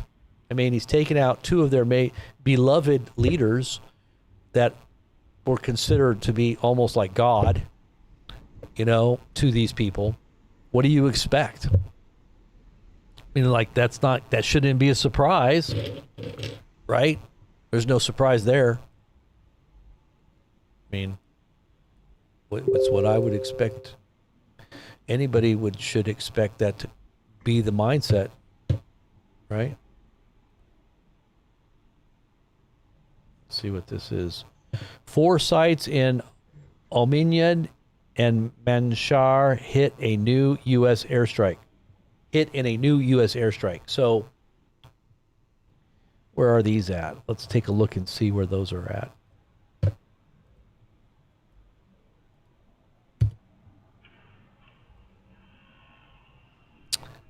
These are cities that are... I'll put these up here.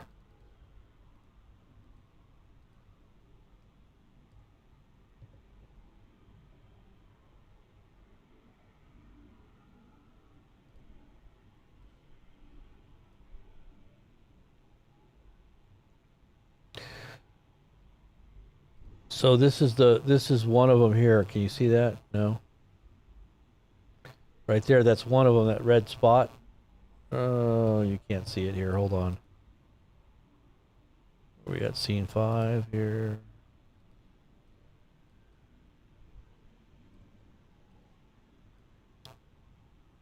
So you can see that's the Gulf there. These new strikes are right here.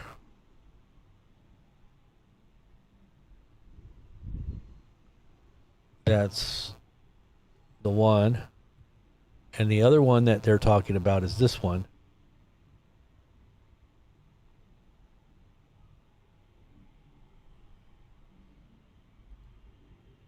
Oh wait, that's the same one. I was talking about this one. Okay, so that one and this one. So they're basically right next to each other. These two bases, or these two places, are in Khuzestan province, right on the border of Iran.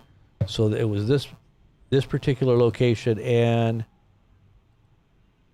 this one here. Whoops. What did I just do? Psh. I guess I just took it out. Oh, there it is. So there's one here, this place, and this place. These two were targeted just now by the U.S. And this is not too far from Kuwait, where you're hearing those planes in the background. That's probably Kuwait.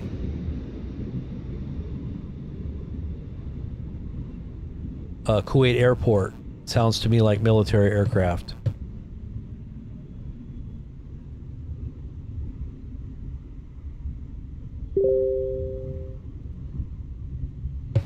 All right, we got some more here, some more footage. What is this?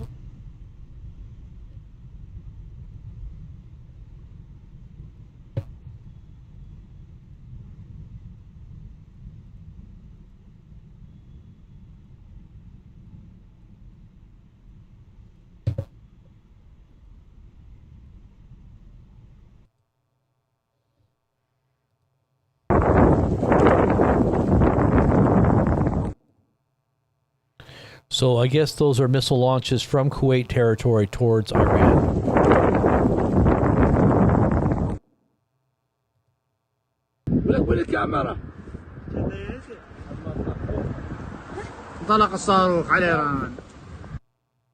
So a couple of different angles of missiles coming out of Kuwait going toward Iran. So some more missiles incoming right now as we speak. 2 more explosions have been reported in Kundam Makarzi province, confirmed by Fars News. It's really going down, guys. We're going to become jaded to this. It's going to be a daily thing, unfortunately. I have a feeling that this is going to continue on, tit for tat. And I think the Iranians are going to try to play the long game to choke us out and to cause major disruption to this, not just the supply chain, but to the petrodollar's dominant influence. Once they destroy the Gulf countries, critical infrastructure, that's going to do it. Because, Saudi Arabia, Qatar, UAE, all of those countries are the backbone of our petrodollar. OPEC, right? Once they do something to OPEC, that's it. We can't write blank. We don't have blank checks to write whatever we want anymore. Now we got to actually budget. Now we got to actually balance our books. Now we can't just be like the police of the world or the mafia of the world. We can't just tell people what we want anymore. Because we're not going to have the power that we had, been entrusted with, which we really were given that preemptive, what's the word? Preeminent position economically over the rest of the world because of the petrodollar deal that we had with Saudi Arabia. But that's already come to an end. We are on the fast decline now. They did not renew their petrodollar status with us to trade only in U.S. dollars. But as of the last few years, right? It's over. Now we're just slowly declining. This is what George Soros said, the orderly decline of the U.S. dollar so that China's yuan may become ascendant and ultimately begin to regulate global commerce on the global stage, right? That's what they said was going to happen. George Soros said that 10 plus years ago, that the U.S. dollar would have to orderly decline and give way to China's ascendancy and that's the BRICS, right? That's the backbone of the BRICS. The backbone of the BRICS economic bloc. that is to take over and to become the basket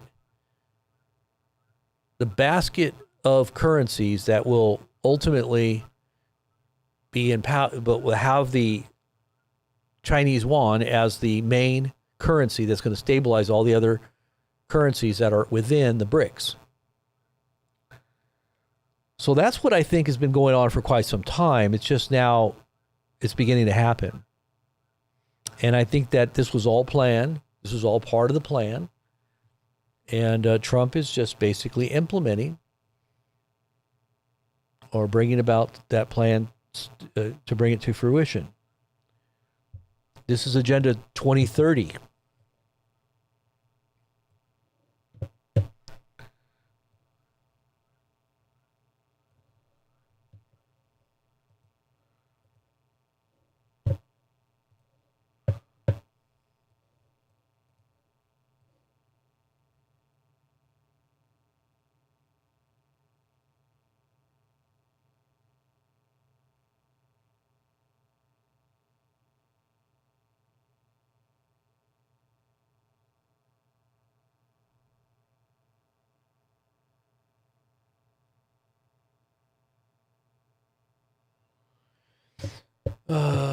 Okay, what else?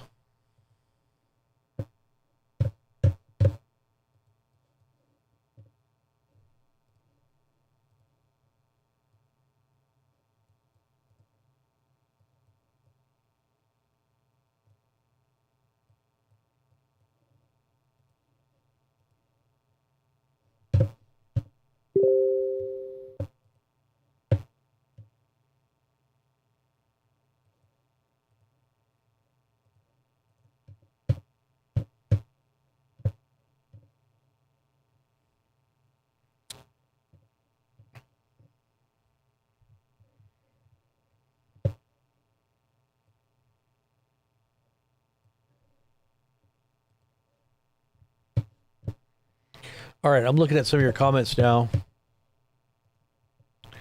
Going back over to this page here.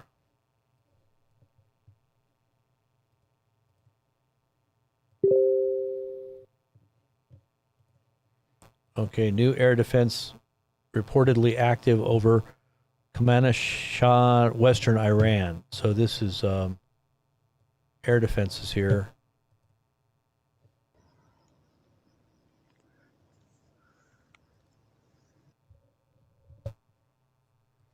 I don't know if you can see that. Actually, that's pretty hard to see there.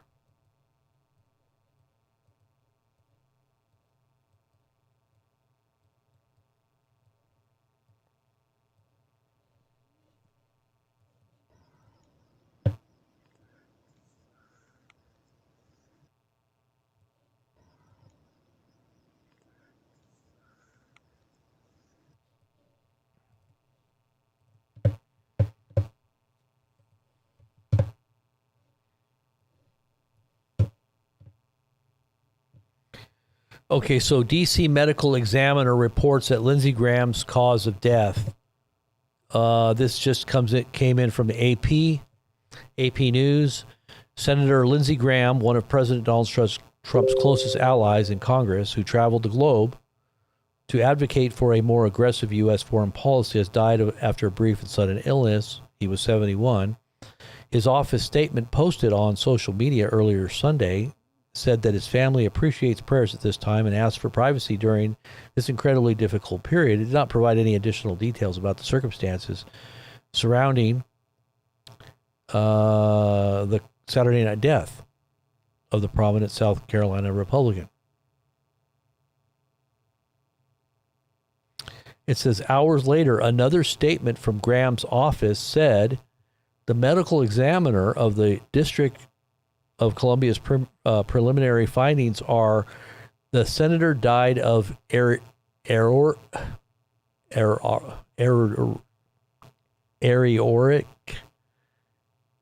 dissection due to arteriosclerotic cardiovascular disease. Anyways, what I saw in a video, I was looking at one of his videos a while back that was posted when he was being questioned about the wand that he got. Remember the children's bubble wand when he was at Disney's World, the Disney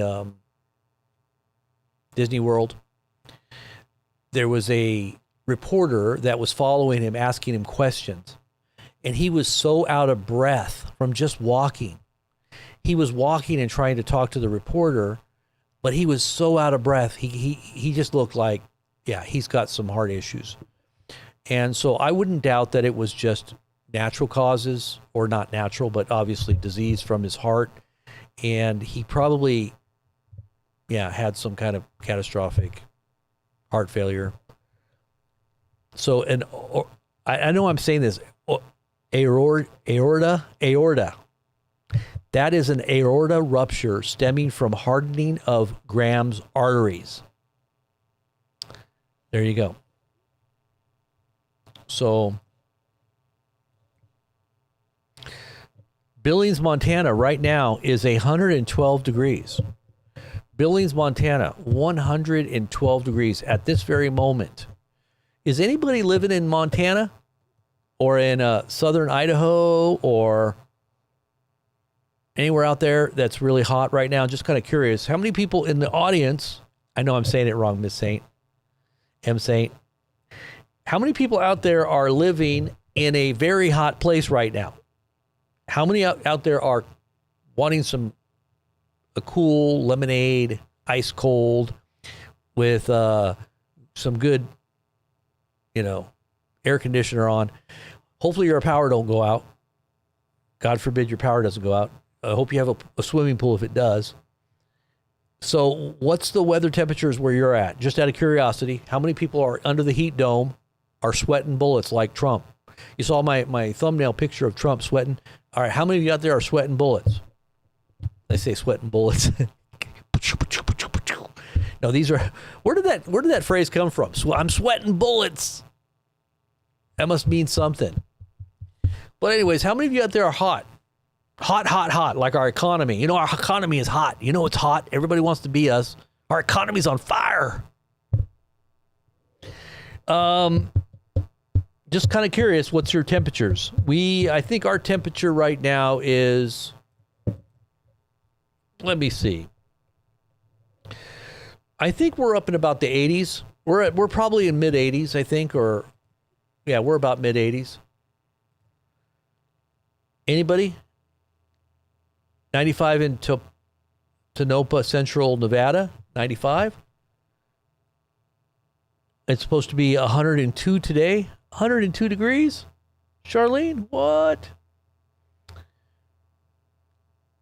It's a purging fire. Yes, I like that. It's a fire that purges. It's a heat that's going to make you sweat. Get all them toxins right out of your body. I don't know what it is. Oh, look, it's hot. Super Dave said 78 in Spokane. Jeffrey, 78 in Spokane. That's it. You as cool as a cucumber. You cool as a cucumber, Jeffrey. Oh, air defense activity spotted over Kermanshah, Iran.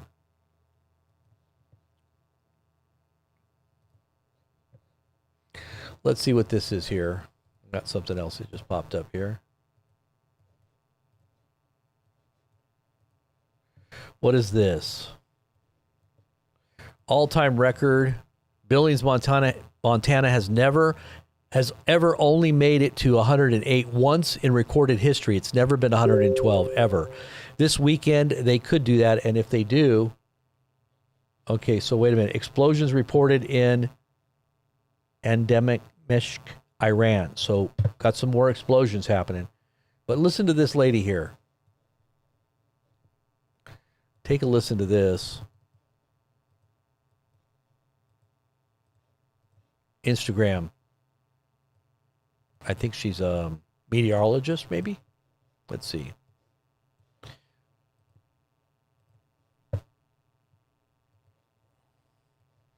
Instagram meteorologist. is about to get so hot. They have never, in their recorded history, and those records began in the late 1800s, hit 109. And they could do it this Sunday. They've only hit 108 once, back in 2002. So that's totally plausible. And they're not alone. Most of Montana, parts of Idaho, Utah, over to North Dakota, an extreme heat watch. This is serious. A lot of people, beautiful part of the country where people love to be out in the summer. This is your heads up. This weekend into Monday, so hot. Be safe. Billy.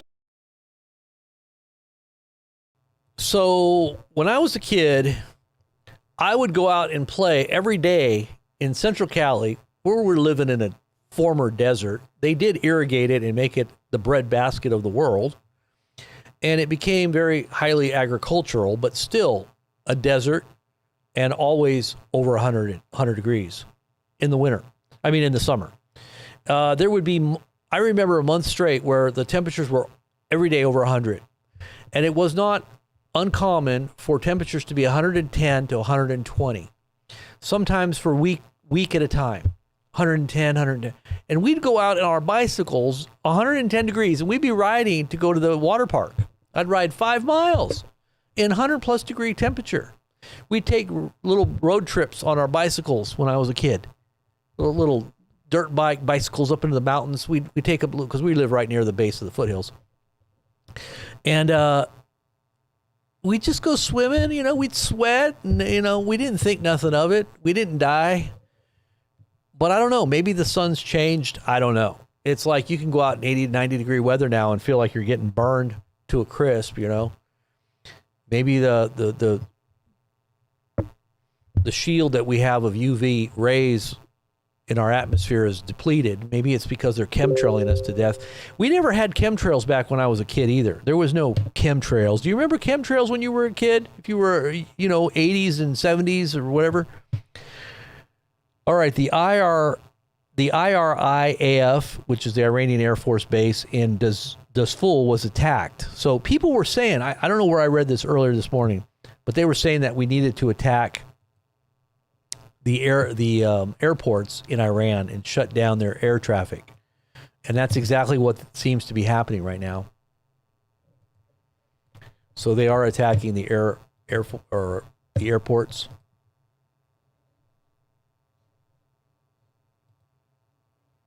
And it's happening right at this moment. And, yeah.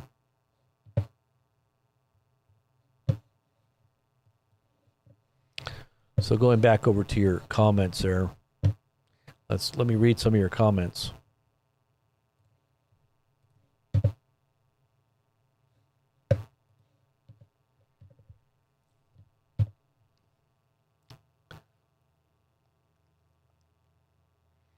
Try to pick up where I left off here. It doesn't feel that hot, only 2% humidity. 73 degrees in western Alberta. That's cold up there. That's why it's the Great White North. Rock and Art by Sandra. It's 90 degrees in San Antonio, Texas. 90? That's it. 78 degrees, 87 degrees in Michigan, 85 degrees in South Bend, Indiana, 90 in Colorado. David Craig says 85 in Cincinnati. That's not bad, David. Yeah, it'd be hot, matey. Last week, it felt like 106 here in Alabama. Alabama?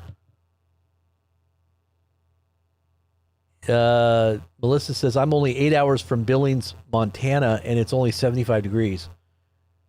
That's weird. Yeah, that's kind of strange.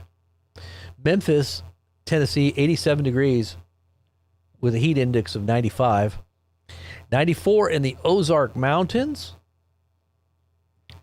And 80 in southeast Arizona. Salt Lake City's 105. That's pretty hot. 94 at a Hopi reservation. Humpty Dumpty? Humpty Bumpty? Are you an Indian? You live on a reservation? Really? Is that true? Are you really an Indian out there? What's going on? Hopi Indians? The Hopi have some interesting prophecies, by the way. I've looked at some Hopi prophecies about the red. Isn't it the red hat? They have a Hopi prophecy about the red hat man that has that dons a red hat in the last days. I'm telling you, that's true. There's a red hat prophecy. I think it's the Hopi, if I'm not mistaken, the Hopi Indians. I remember watching when I was a kid. How many of you guys used to watch Pokey and Gumby? Anybody out there used to watch Pokey and Gumby? They had an episode where they were looking at the Kachina dolls and the Hopi Indians, and they were doing all these chants with the little, what do they call them? The Thunderbirds in the sky. That was always, I remember when I was a kid, I was so scared of that. I was a little kid. You're Hopi Navajo? Cool. Right on. Lakota? Are you Lakota? Or is it Duex is Lakota? Cool.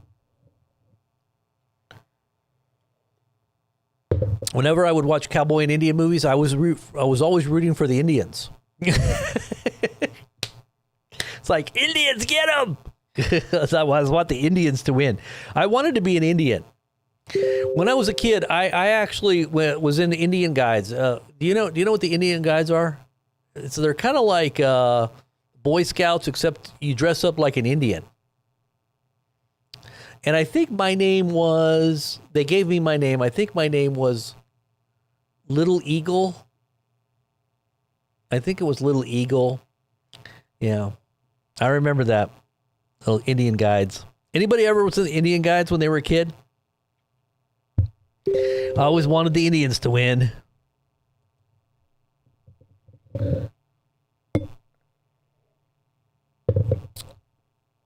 Where is the Hopi tribe? I'm not sure. Where is Hopi? Where is their place of residence? Where are they at? Hopis? The Hopis?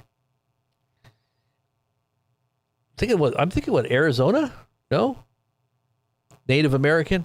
Jeff Nix? Native American?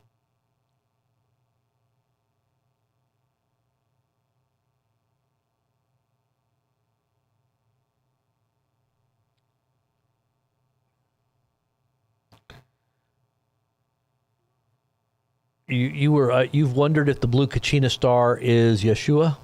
I don't know. There's a lot of people that speculate about that blue Kachina because they say that's one of the signs of the next world that's to come, the transition. I think was it the fifth world?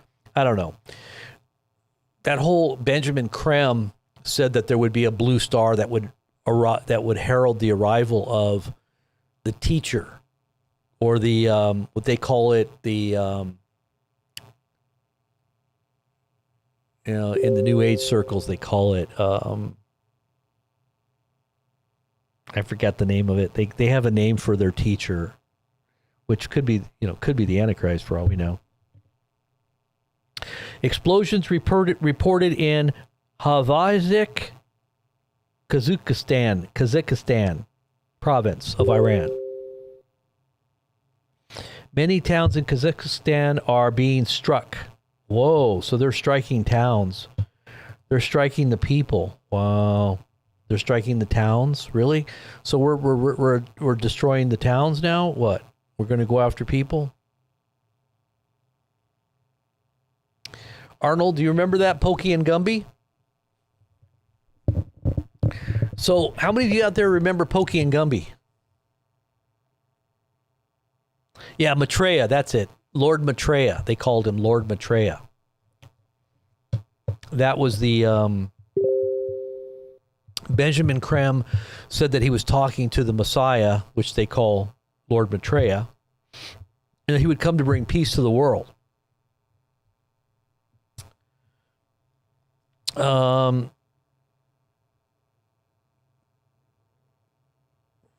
It's kind of funny that looking into the old Lakota spiritual world ultimately led me to Christ. Well, you know what? I think there's a lot of parallels to the American Indians and some of their spirituality with Christianity.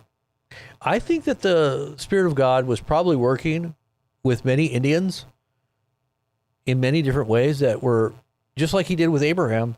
You know, there wasn't no law. There was no Moses before Abraham.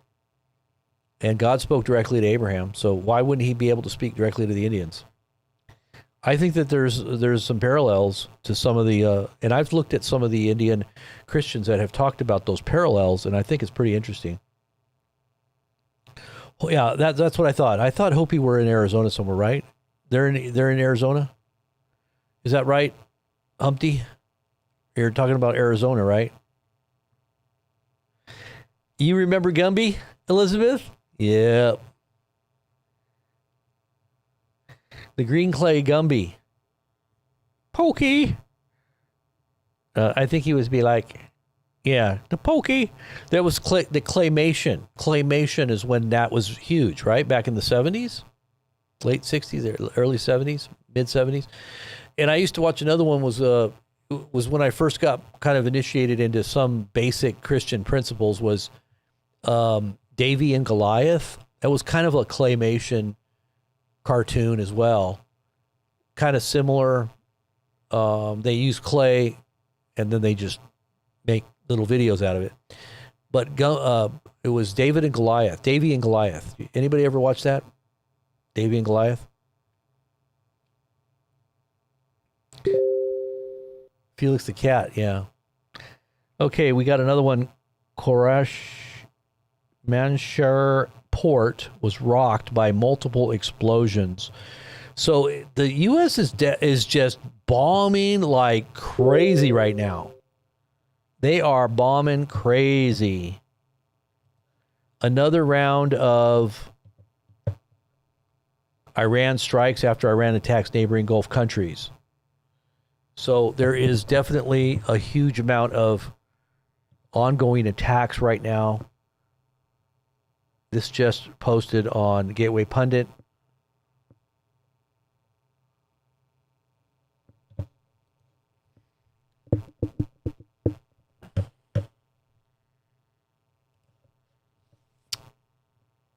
David, you used to watch both of them. Did you? So you watched both Gummy and Pokey and David and Goliath? Davy and Goliath. Yeah, Davy. It was Davy. Davy. Tell me this is the way Goliath sounded. Davy. Oh, Davy.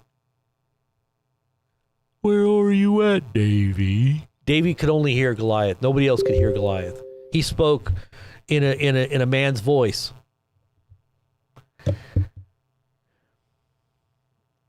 MES says it's a bit annoying to cover every specific city being targeted.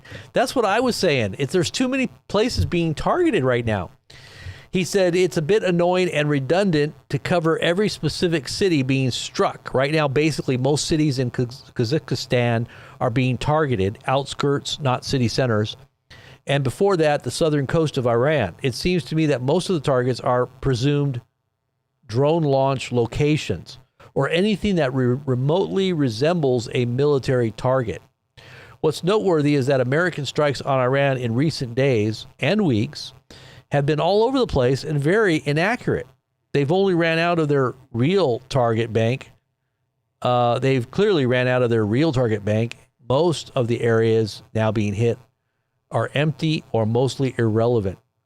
At most, they are targeting places they suspect of having some kind of activity, but they're not acting on updated intel anymore.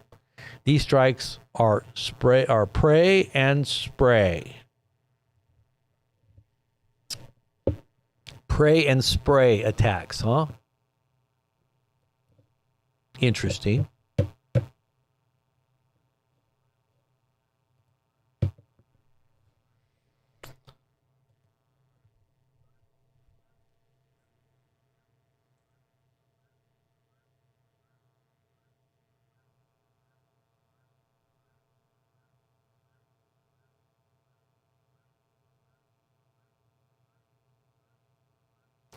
So who was the one that had the Humpty? Was the Opie the ones that had the prophecy of the red hat, the white man in a red hat that heralded the end times?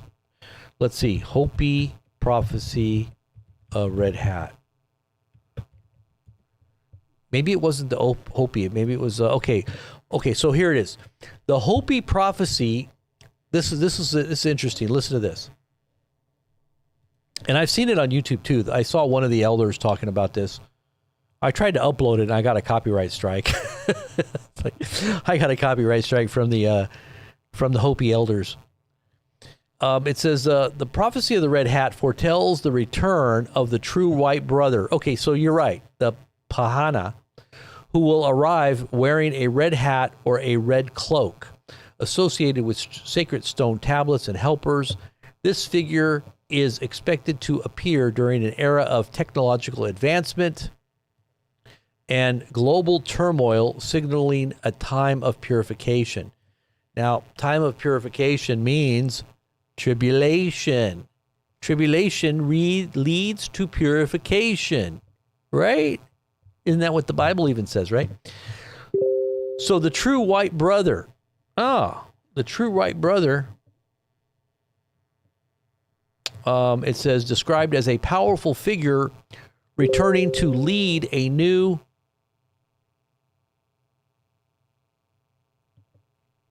I'm just looking at some of these updates because they're coming in really quick. It says, described as a powerful figure returning to lead a new generation, bringing advanced knowledge that will force humanity to choose between destruction and harmony with nature. The helpers, he said, he is said to have two helpers, one associated with a sun symbol, Apollo, and another with a swastika, the ancient symbol of purity and Hopi. Oh, a swastika. Interesting. So he's going to have two symbols, a swastika and a sun symbol, which I think has to do with Apollo. As I said, Trump is associated with Apollo very much so. The failure of the helpers. So the helpers are these symbols, these helpers, right? If the helpers fail, an unstoppable force from the west will cover the land like red ants, destroying and overtaking the land in a single day. Oh, that's probably nuclear. Nuclear. It's probably nuclear. And all the red hats or the red ants are going to if the red ants or the red hats become prolific and they go along with all of this, then you're going to see, it's kind of like the whole World War II generation, right? In Germany, they all went along with it, and what ended up happening? So maybe if all the red hats or the red ants cover the land, and they all get very patriotic and start waving the flag, and we go to war with the Middle East, and the draft gets enacted, and many men and women, young men, middle-aged men, who knows, maybe they'll be like Ukraine and start recruiting 60-year-old men to go on, cannon fodder out there on the front lines. They're going to send them to their deaths, and then ultimately, bam, it says, in a single day, the land will be taken over, destroyed, if the helpers fail. Now, I don't think that those helpers are going to succeed anyway, because Apollo and the swastika, if it represents what I think it does, and like I said, this is an ancient Hopi prophecy. This is old. This goes way back. How old? Let's see how old.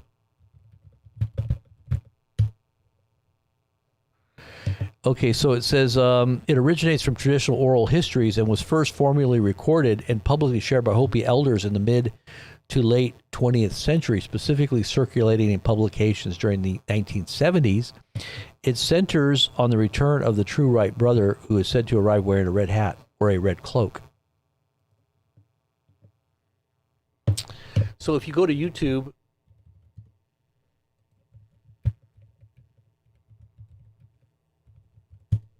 you'll see this guy here. Oh, look at that. They got a video on this. I think this is the one. Is this it? No. There is one that I had tried to download or tried to upload and I got a copyright on it.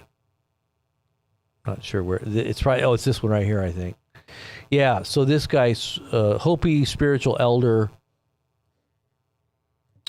right here. This particular interview. With that. We can have them, but not just let this go and go up that way. And he basically goes through and he explains everything on a graph of what the Hopi said would happen, which I think is interesting. You might want to check it out. I just don't want to get a copyright. I can't play it.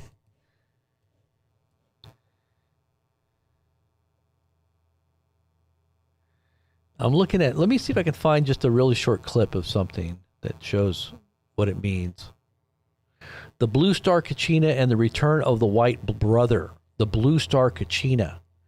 So they say there's going to be some kind of a blue star that makes its appearance in the heavens when the fifth world will come to an end, I think it is, or So when the fifth world will emerge, the fifth world. So it's going to go into a new cycle, right? So the Blue Star Kachina, Blue Star, and this is Maitreya.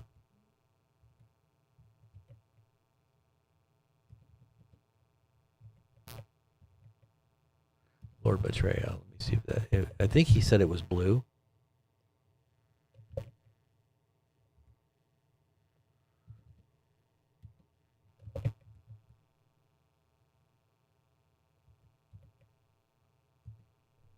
Oh, Blue Star. Let me see if I can find it here.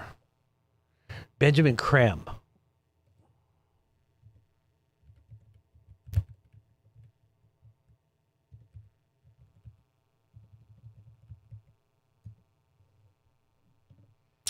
Benjamin Graham's master. The new age. Okay, so Benjamin Graham talks about the star. Many of us have been affected by the crisis happening. Indeed, a unique time in the whole history of the world. So we have to reassess the meaning of when begins Maitreya, seemingly just one of us. Maitreya is emerging into the open beginning public work on television and radio throughout the world, beginning in America, then Japan, and then other nations. Maitreya and his group of masters have created hundreds and hundreds of signs for humanity to show that something tremendous is afoot. And these are known throughout the world. The new as a herald, these signs pointing to acting as a herald of Maitreya is a new star-like object which has appeared all over the world. Looks like a star, only bigger and brighter and nearer, tremendous brilliance and changing color and moving. But it appears as a star. When Jesus was born 2,000 years ago, a star appeared in the heavens, which, according to the Christian... So basically, they're saying that there's going to be some kind of star that heralds his return. This is what the... and it's kind of like a Buddhist... New Age philosophy. Benjamin Graham is kind of taking off on that whole belief system of the New Age.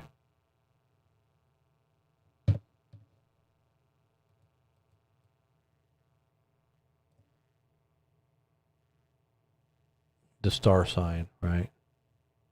On media, radio, or television, or press media about them. But what Maitreya really desires is an open discussion on the media worldwide about the star, what it is, because people don't know what it is. They see it, they report it, but It's a drone. It's a drone, man. I don't know what it is. Gosh, who knows? It could be a drone. Maybe he's seeing in the future. It's a drone. Well, there's still bombing going on. We're just going to kind of hang out for just a minute and see where it goes from here. I'm going to still read your comments here and respond to you guys here on the live stream. Let's see.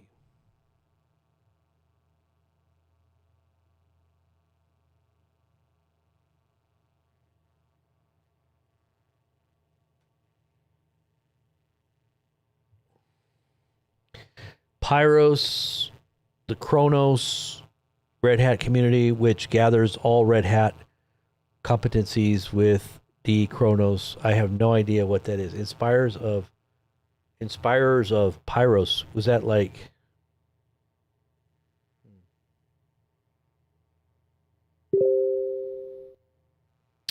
U.S. strikes on southern and parts of central...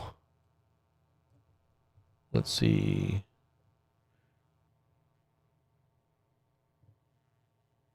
Iran, central and southern, have continued without pause for over 2 hours in the latest wave of attacks. Wow, so it's just continual attacks. For 2 hours straight. The skies are lit up.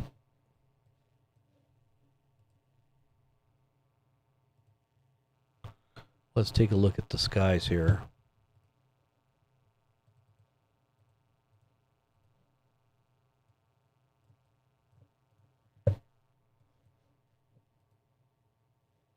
Look at that. That's central. That's the Avaz Haftekl Highway in Kazakhstan, Iran. You see that big old light over there? Look at that. Oh, actually, it's coming from over here. So this is all the smoke. Something is definitely on fire over there.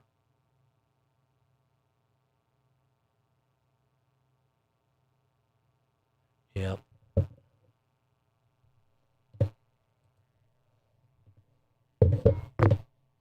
All right, so communion service, Monday, 5 p.m.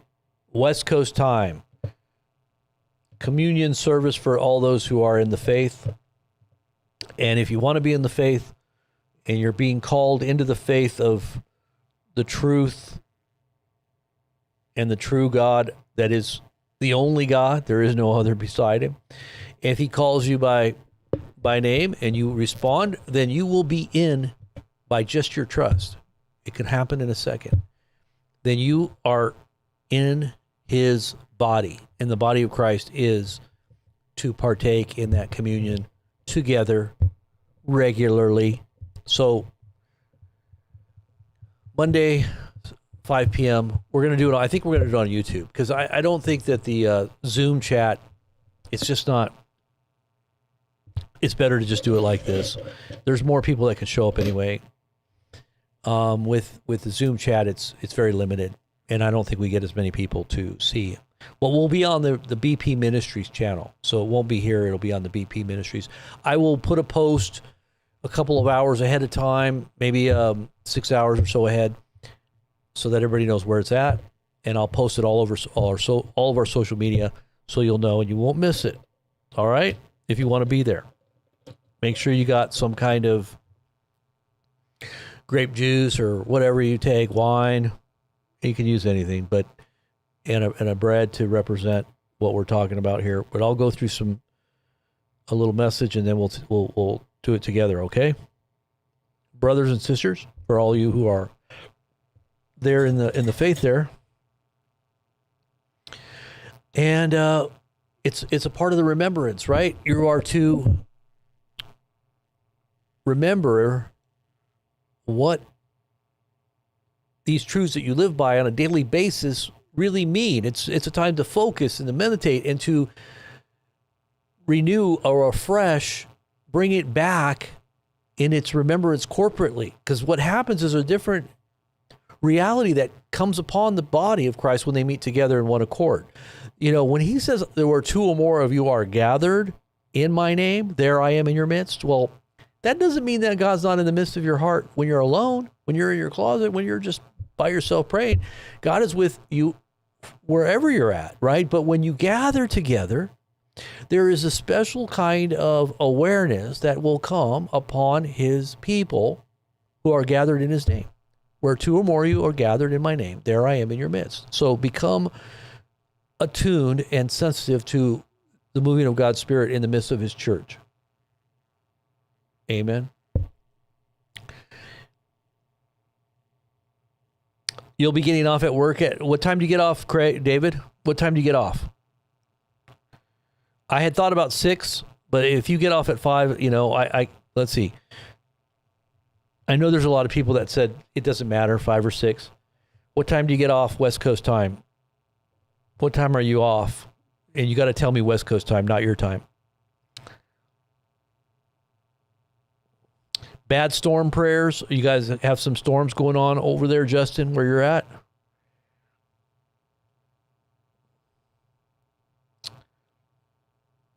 So you're on West Coast time, 5 p.m.? All right, how about I start it at 5:30, David? Is that better? We'll work your schedule there, brother, because you're you're a participant. We'll make it is that Sherry, that's 6:15 p.m. West Coast time? I'm just talking West Coast time, so I know. You leave at 6:15? Okay, so we'll try to make sure it's done before 6:15 for Sherry as well. 5 p.m. East Coast time?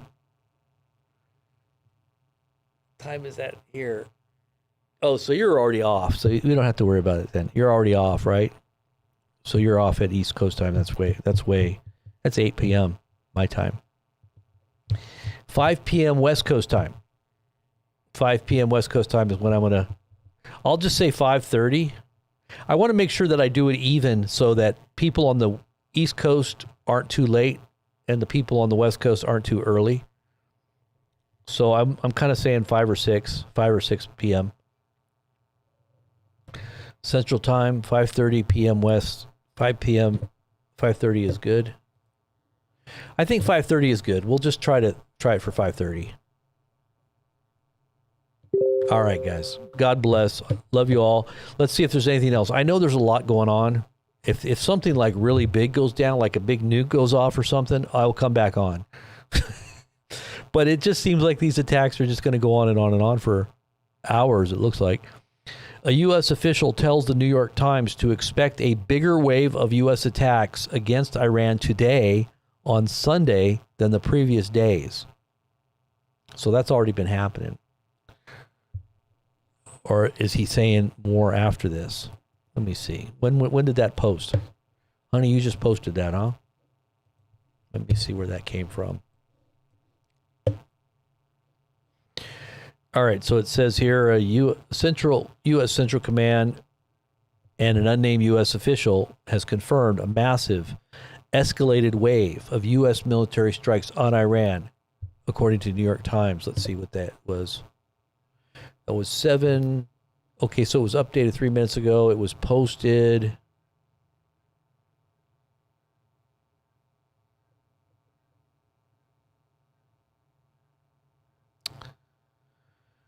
"48 minutes ago, the United States was carrying out another round of strikes on Iranian targets early Monday morning, local time. The U.S. military said, this is Monday their time, extending a pattern of attacks between the two sides as their fragile ceasefire continued to unravel. It was a second volley of U.S. attacks in a matter of hours that were intended to stymie Iran's ability to attack commercial ships in the Strait of Hormuz. The strait, which has long been vital to the global energy trade, is at a center of a tug-of-war between the two countries that has been playing out since they agreed to a tentative truce last month. Both nations have traded fire and recriminations, accusing the other of violating the terms of the ceasefire and leaving the region suspended between war and peace.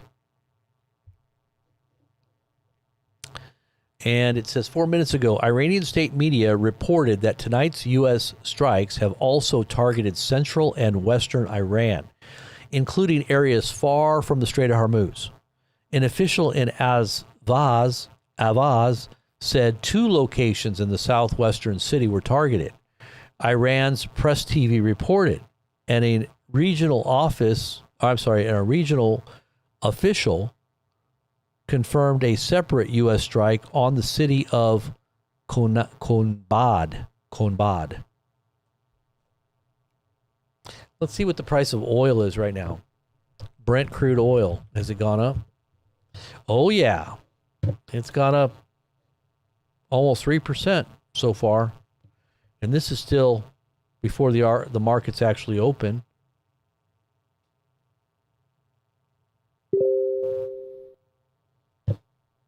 Reports of power outages in Banba, Kazakhstan province.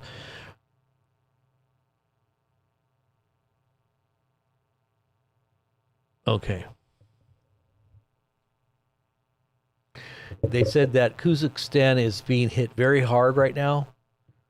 Is being hit hard.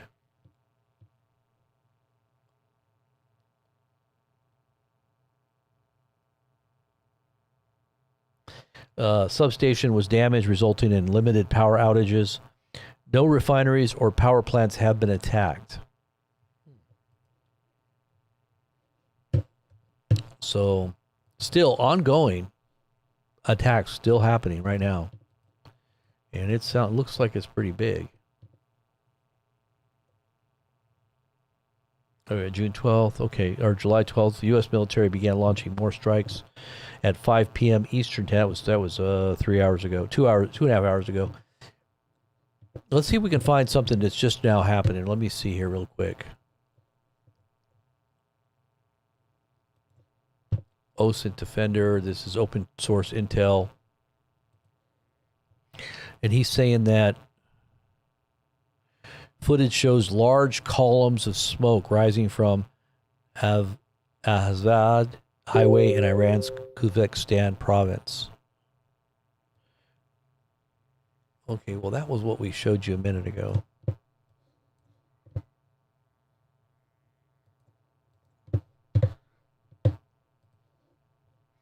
Oh my gosh. Are you kidding? Look at the Brent crude oil. Check this out. Look at the graph.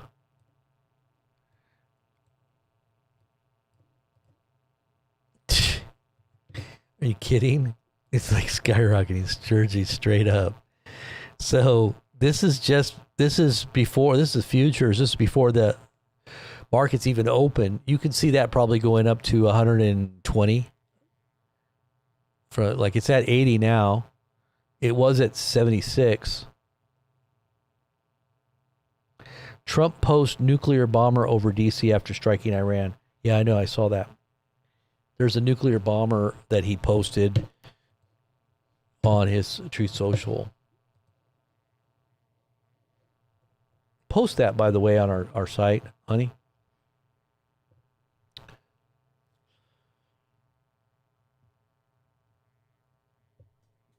I probably should put my deep underground military style bunker background on, don't you think?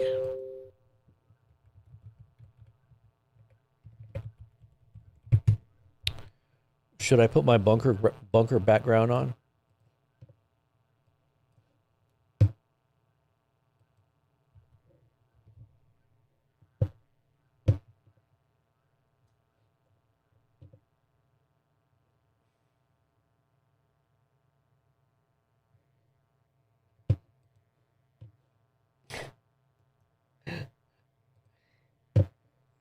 How would I put this one on?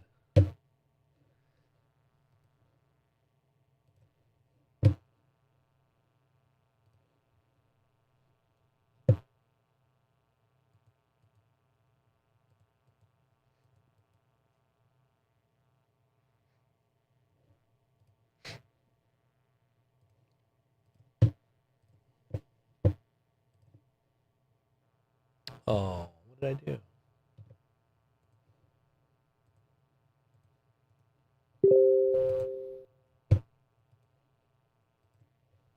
Hold on one second.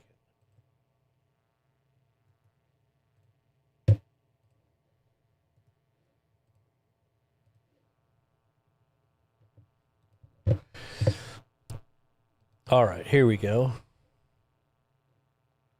Did I get it right?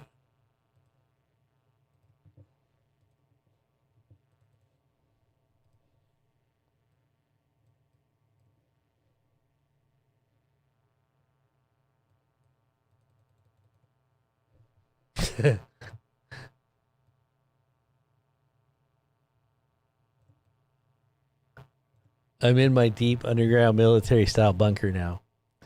Now I'm safe. I think I'm going to go take a little siesta here in the light of my candles and all my stored food for. I'm going to be like that Blast from the Past. Did you ever see that movie Blast from the Past? That movie Blast from the Past. That kind of reminds me. Okay, what is this? Iran obliterates $5 million in U.S. HIMARS rocket systems in Kuwait FARS. Oh my gosh. Look at this. Oh wow, that was loud. Let me turn that down. Look at this.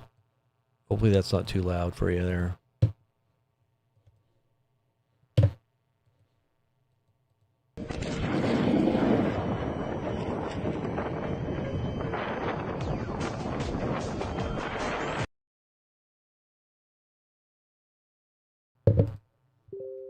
Well, that was not good.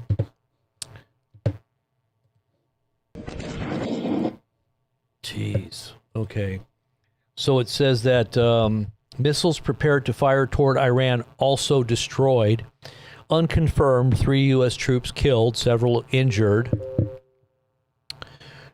Iranian missiles ravage U.S. bases across the Middle East and Gulf as satellite images reveal damage beyond official U.S. assessment. Yeah, I did see some of those satellite images. Drone hangars, storage facilities, and airbase infrastructure hit across Jordan, Qatar, and Bahrain. Former UN base in Kuwait claimed by Iran to have housed U.S. HIMARS, also on fire. And here's some of the footage on that if you want to see that. You can see how it shows the before and after. Let's see. Oh, this is not the one that has that. What in the world? Stupid dog. Where did that come from? How did that pop up? That's really weird. We don't have that on our feed. That is just bizarre. Let me choose that again. How did that happen? How does that get up there? What in the world?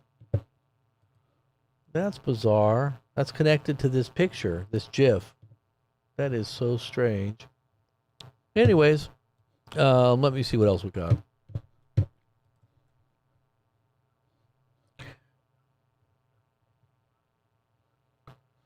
go back over here. Brent Crude. This is the one that shows Donald Trump posting about nuclear bombers right before we're bombing or as we're bombing. Oh, Lindsey Graham joked 3 hours before his death that he can't die now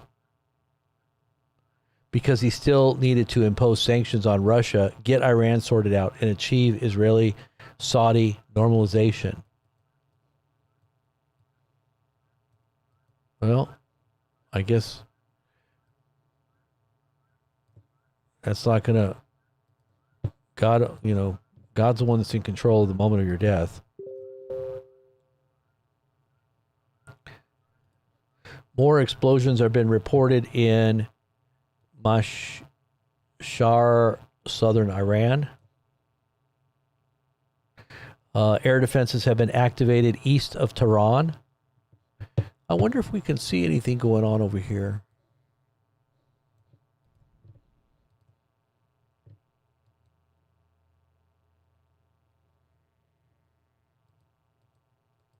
Let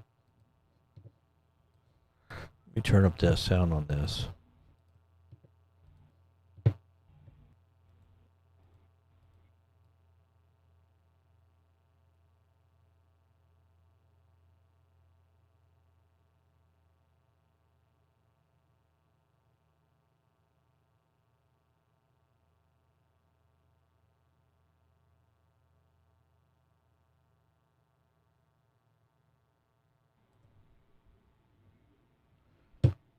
Okay, so there's some big loud booms here. Let me see if I can hear it.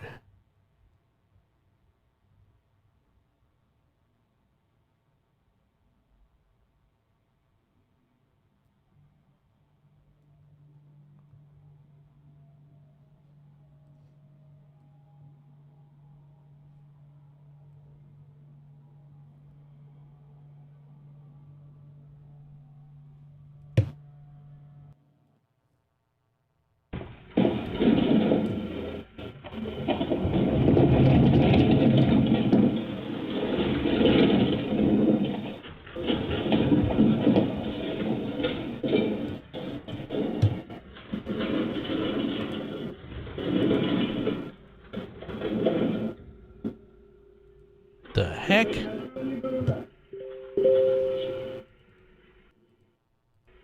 What was that?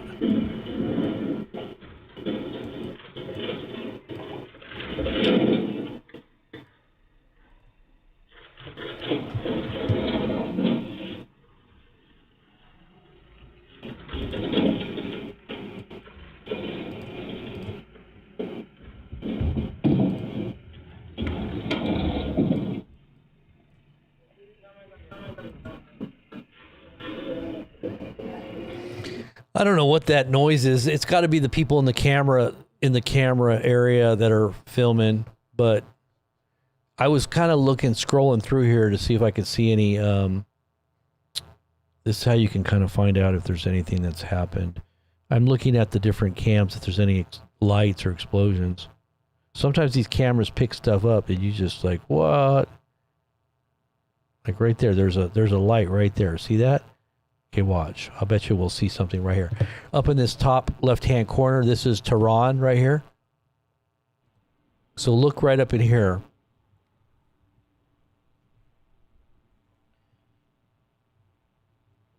Right up in here, see if you see a light that flashes.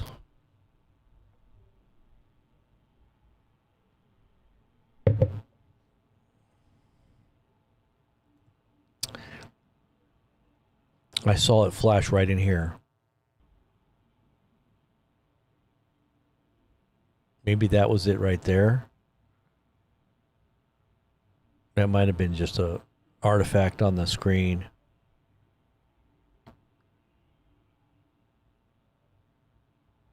Yeah, see, I'm looking at that little artifact there. Let's just see if I can see anything here.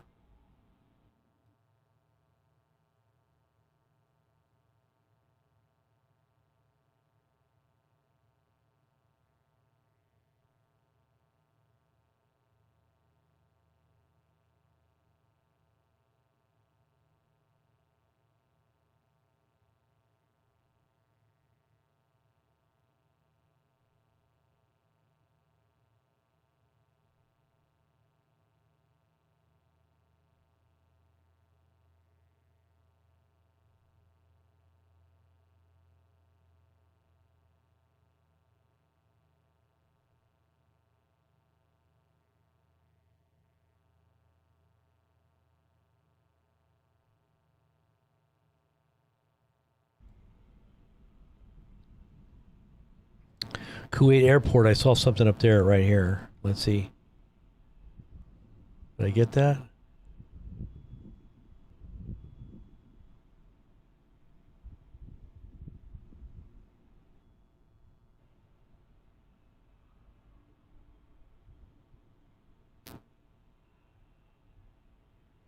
See, there was a, I guess that looks probably just a bug.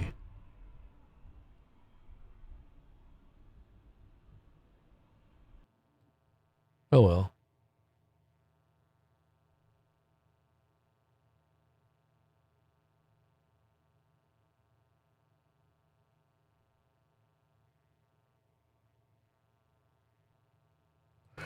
Well, we'll just put it back.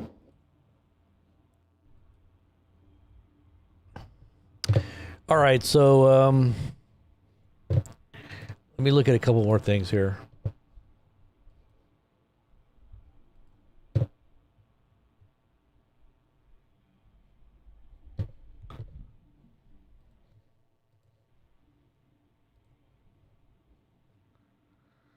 So the base there, you can see,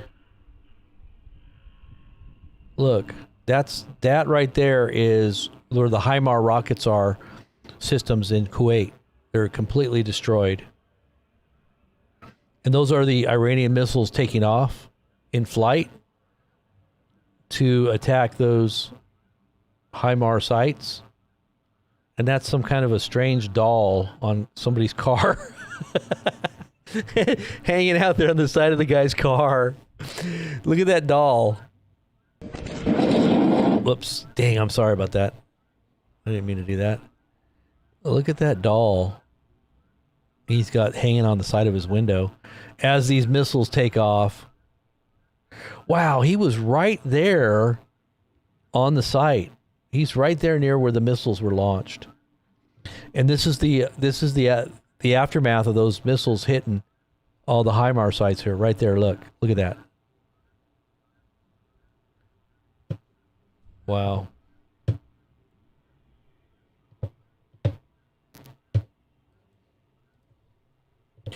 So it says here, U.S. airstrikes have now targeted at least 19 locations across Iran. Sites hit in the south and the southwest. And these are all the different sites. I'm not going to try to pronounce their names. In Kazakhstan province, and it includes all these sites or cities. I'm not going to say any of those. Further inland strikes reported at these sites here. If I knew how to speak I don't know if this is Farsi or Arabic. I'm not sure, but you definitely got to know how to say it. I'm not going to try.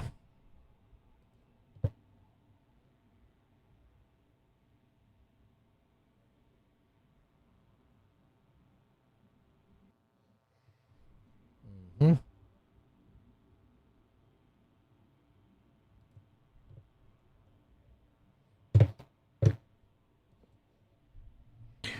All right. Is that it? Are we going to should I keep hanging out here in my underground bunker? Oh, it's nice and cozy down here. I feel really safe and secure.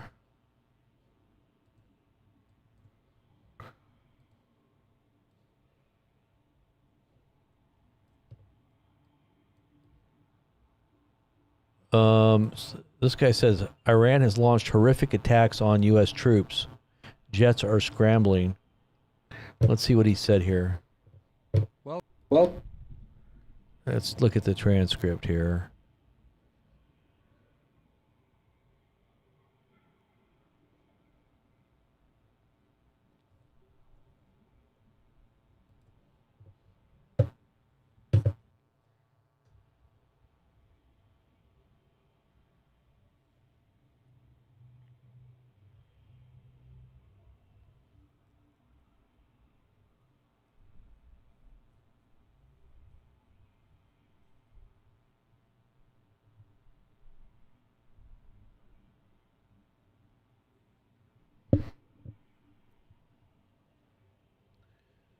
So here's the transcript here.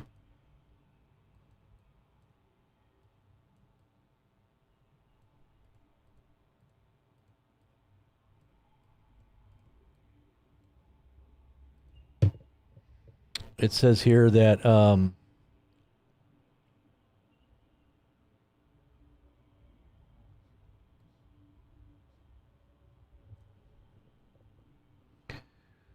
The Kuwait oil company was attacked earlier today, resulting in material damages and injuries. Kuwait is currently on the highest state of readiness with its military. So Iran went and bombed Kuwait's oil and energy infrastructure in offshore drilling site. Now you know that this is about to be off to the races, because once the Iranians start bombing oil infrastructure, you can guarantee other countries are going to do the exact same in retaliation. So right here, we have another ship that has also been bombed in the Strait of Hormuz, according to the IRGC. They announced that they have hit another ship, and then right here we have footage of the Iranian attack against Bahrain, and Kuwait. This is the first leg of the attack, not the attack on the attacks. The alleged position of them, I do not want to say alleged. Okay.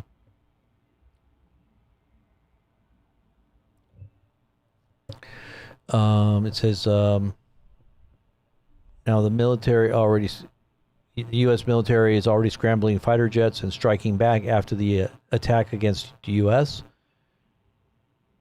Shin reporting 10 to 11 projectiles hitting military targets. Iran claims that there have been no casualties, but several explosions that were heard in Kashum.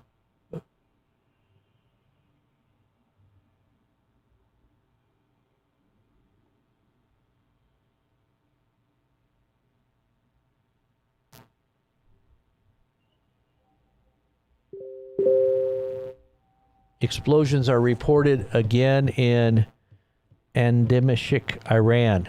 Boy, there's a lot. This has not stopped for like 4 hours straight. This has been like 3 or 4 hours straight that this has been going on.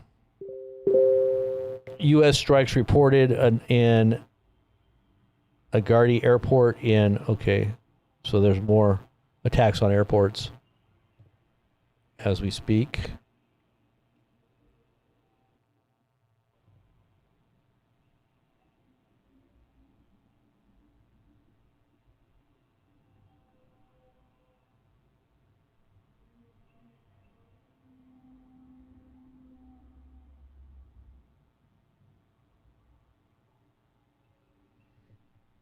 It says,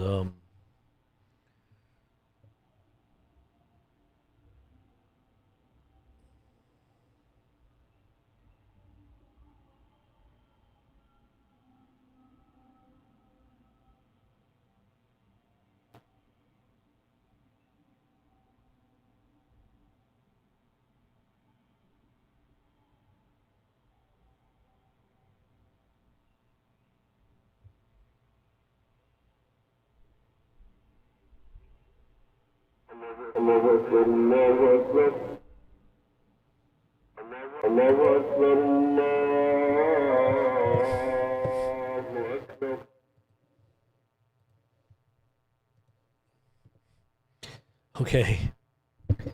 All right. So there was a plot against Trump when he was in Turkey. They say that the Israelis uncovered specific plot. And the reason why Trump switched planes was because they went from the new Air Force One to the old Air Force One, because the old Air Force One had better defense capabilities. And then lastly, the U.S. So that was, they were probably planning to target the plane, the Iranians.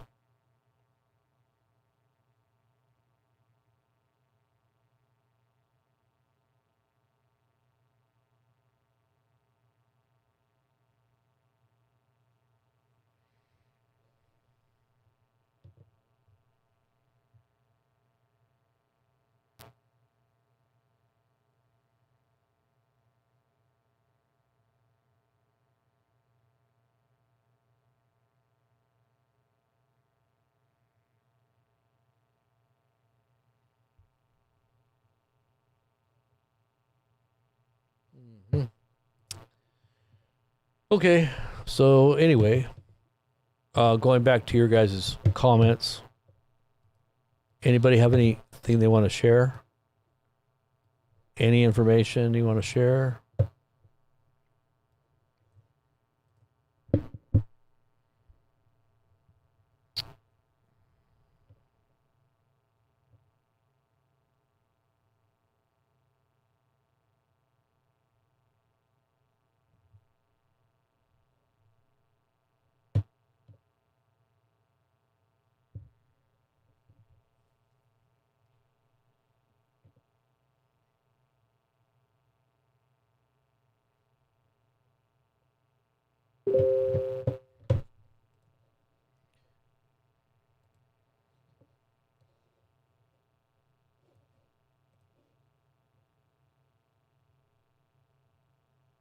That's the airport.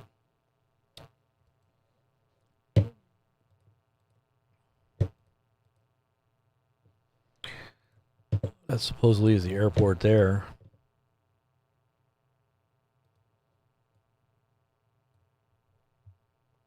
Looks like it's on fire. Lots of smoke. Looks kind of red.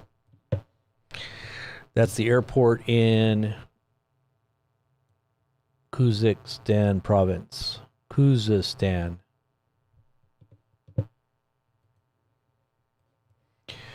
All right, guys. So I'm gonna sign off for a little bit, and if anything does escalate, I will be back to update you on everything. And in the meantime, if you don't see a big bright flash and a sudden twinkling of the eye dissipating into the ether, then lift up your heads, for your redemption is drawing nigh. We will celebrate the Lord's Supper in the New Jerusalem at the marriage supper of the Lamb, if that happens. Hey, you know what? There's anything's possible now. With the way things are going right now, it's a very strong possibility that nuclear weapons are going to be used in some way. And I don't put it past Trump. From what I've heard, they've already talked about it. Benny Johnson, one of the big YouTubers that is an advocate for the administration and is kind of like a major influencer for them, has talked about,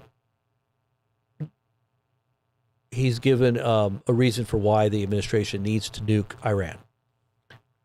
And he gives an explanation. He goes into great detail on an interview recently. So you know that they're putting that out there for a reason. He wouldn't just say something like that if it wasn't sanctioned and it wasn't something that was a talking point that they probably wanted him, because he's a huge influencer, to talk about. So nuclear weapons are probably being considered right now. The Iranian officials and the military, they do not really care at this point, because they're of the mindset that this is why Trump says they're sick and they're demented and they're crazy, because they're willing to die for what they believe, and they're willing to have the whole country become martyred in the process of bringing the whole world down, because they don't believe they're going to go down without bringing everybody else down with them. That's the way they believe, and they believe that's going to usher in the end times. Their eschatology teaches that they are a part of ushering in the last days Messiah, which they call their Mahdi, and they're going to do that through chaos and an end-time war that they're going to be a part of. And so this is a part of their end-time belief. So if they're that crazy and sick, as Trump says, to initiate World War III, well, then they're calling Trump's bluff. Because Trump is really saying, I'm going to pull the trigger on World War III if you don't get your act together. I'm going to nuke you. And they're like, go ahead, bring it on. Because they probably have nukes too. Why do you think they made that threat today? That threat was nuclear. If you didn't listen to what they said, the Iranians, they basically said that what they're about to do is going to be remembered by the Israelis and the Americans for 200 years. They said centuries. Well, it will be talked about. Whatever that means, I mean, you can come to your own conclusions and whether or not you think they're bluffing, but I don't think that the Iranians are bluffing. I really don't. I think that they're going to back up what they're saying in some way. They've already shown the capabilities of getting through air defenses and the missile batteries, the missile battery defenses like Patriot and THAAD. They've already penetrated Iron Dome. They get right by them with their hypersonic missiles. So if they decide to put a tactical on there, on one of their hypersonics, I wouldn't doubt that they wouldn't do it at this point. Like I said in the other video that I posted 2 days ago, I showed the picture of Trump pushing both Russia and Iran over the edge. When you're a leader like that of a country that you don't want to lose power over, and you're being pushed slowly over the edge, there's a moment of decision that these leaders are going to come to making. Extreme decisions are going to be made. And these are probably going to be very big responses that are going to try to neutralize that push, because that's what NATO's doing right now to Russia. They are taking all of their critical infrastructure offline by these daily attacks on their oil refineries, their oil production, everything. They're happening on a daily basis, and they're being directed and guided probably by NATO. And you don't think Russia's not going to do something at a certain point? You don't think that Iran is not going to do something at a certain point? They're going to do something. We're pushing them into a corner. And then what are we going to say? Oh, they're crazy for doing this? Would we not do the same thing if we had people on our border continually attacking us, being aided and abetted by, let's say, Russia? If they were somehow using Mexico as a proxy to somehow keep attacking us inside of America? Do you think that we would do something extreme? I'm just telling you. I think Mary's right. I don't think Iran is scared. I think that they're emboldened. I think that they're very, their rhetoric is more calculated, and they seem to have a real patience in their response to what America is doing to them militarily. That's the way I perceive it. And I look at everything. I'm not in any way being biased. I'm just looking at what is there, the way it looks, the way it feels, the way it seems, the way it may in fact be is, the way it is. I'm not in any way anti-American. Some people say, "Oh, you're anti-American." I'm anti-American for what? Knowing what's going on? For knowing what's actually happening? Psh, good luck on that one. I mean, I live here. Why would I want to be anti-American? I don't have any, I'm not suicide. I don't have any kind of desire to see my environment destroyed. The future of what I say is our nation and our country, that's our environment. That's where we live. Why would I want to see it destroyed? But I'm not going to shy back from telling you what I see happening that is threatening that is threatening, whether it's from Iran or whether it's from within. I'm going to tell you the truth on what I see as threatening our environment. And right now, I do see threats from within.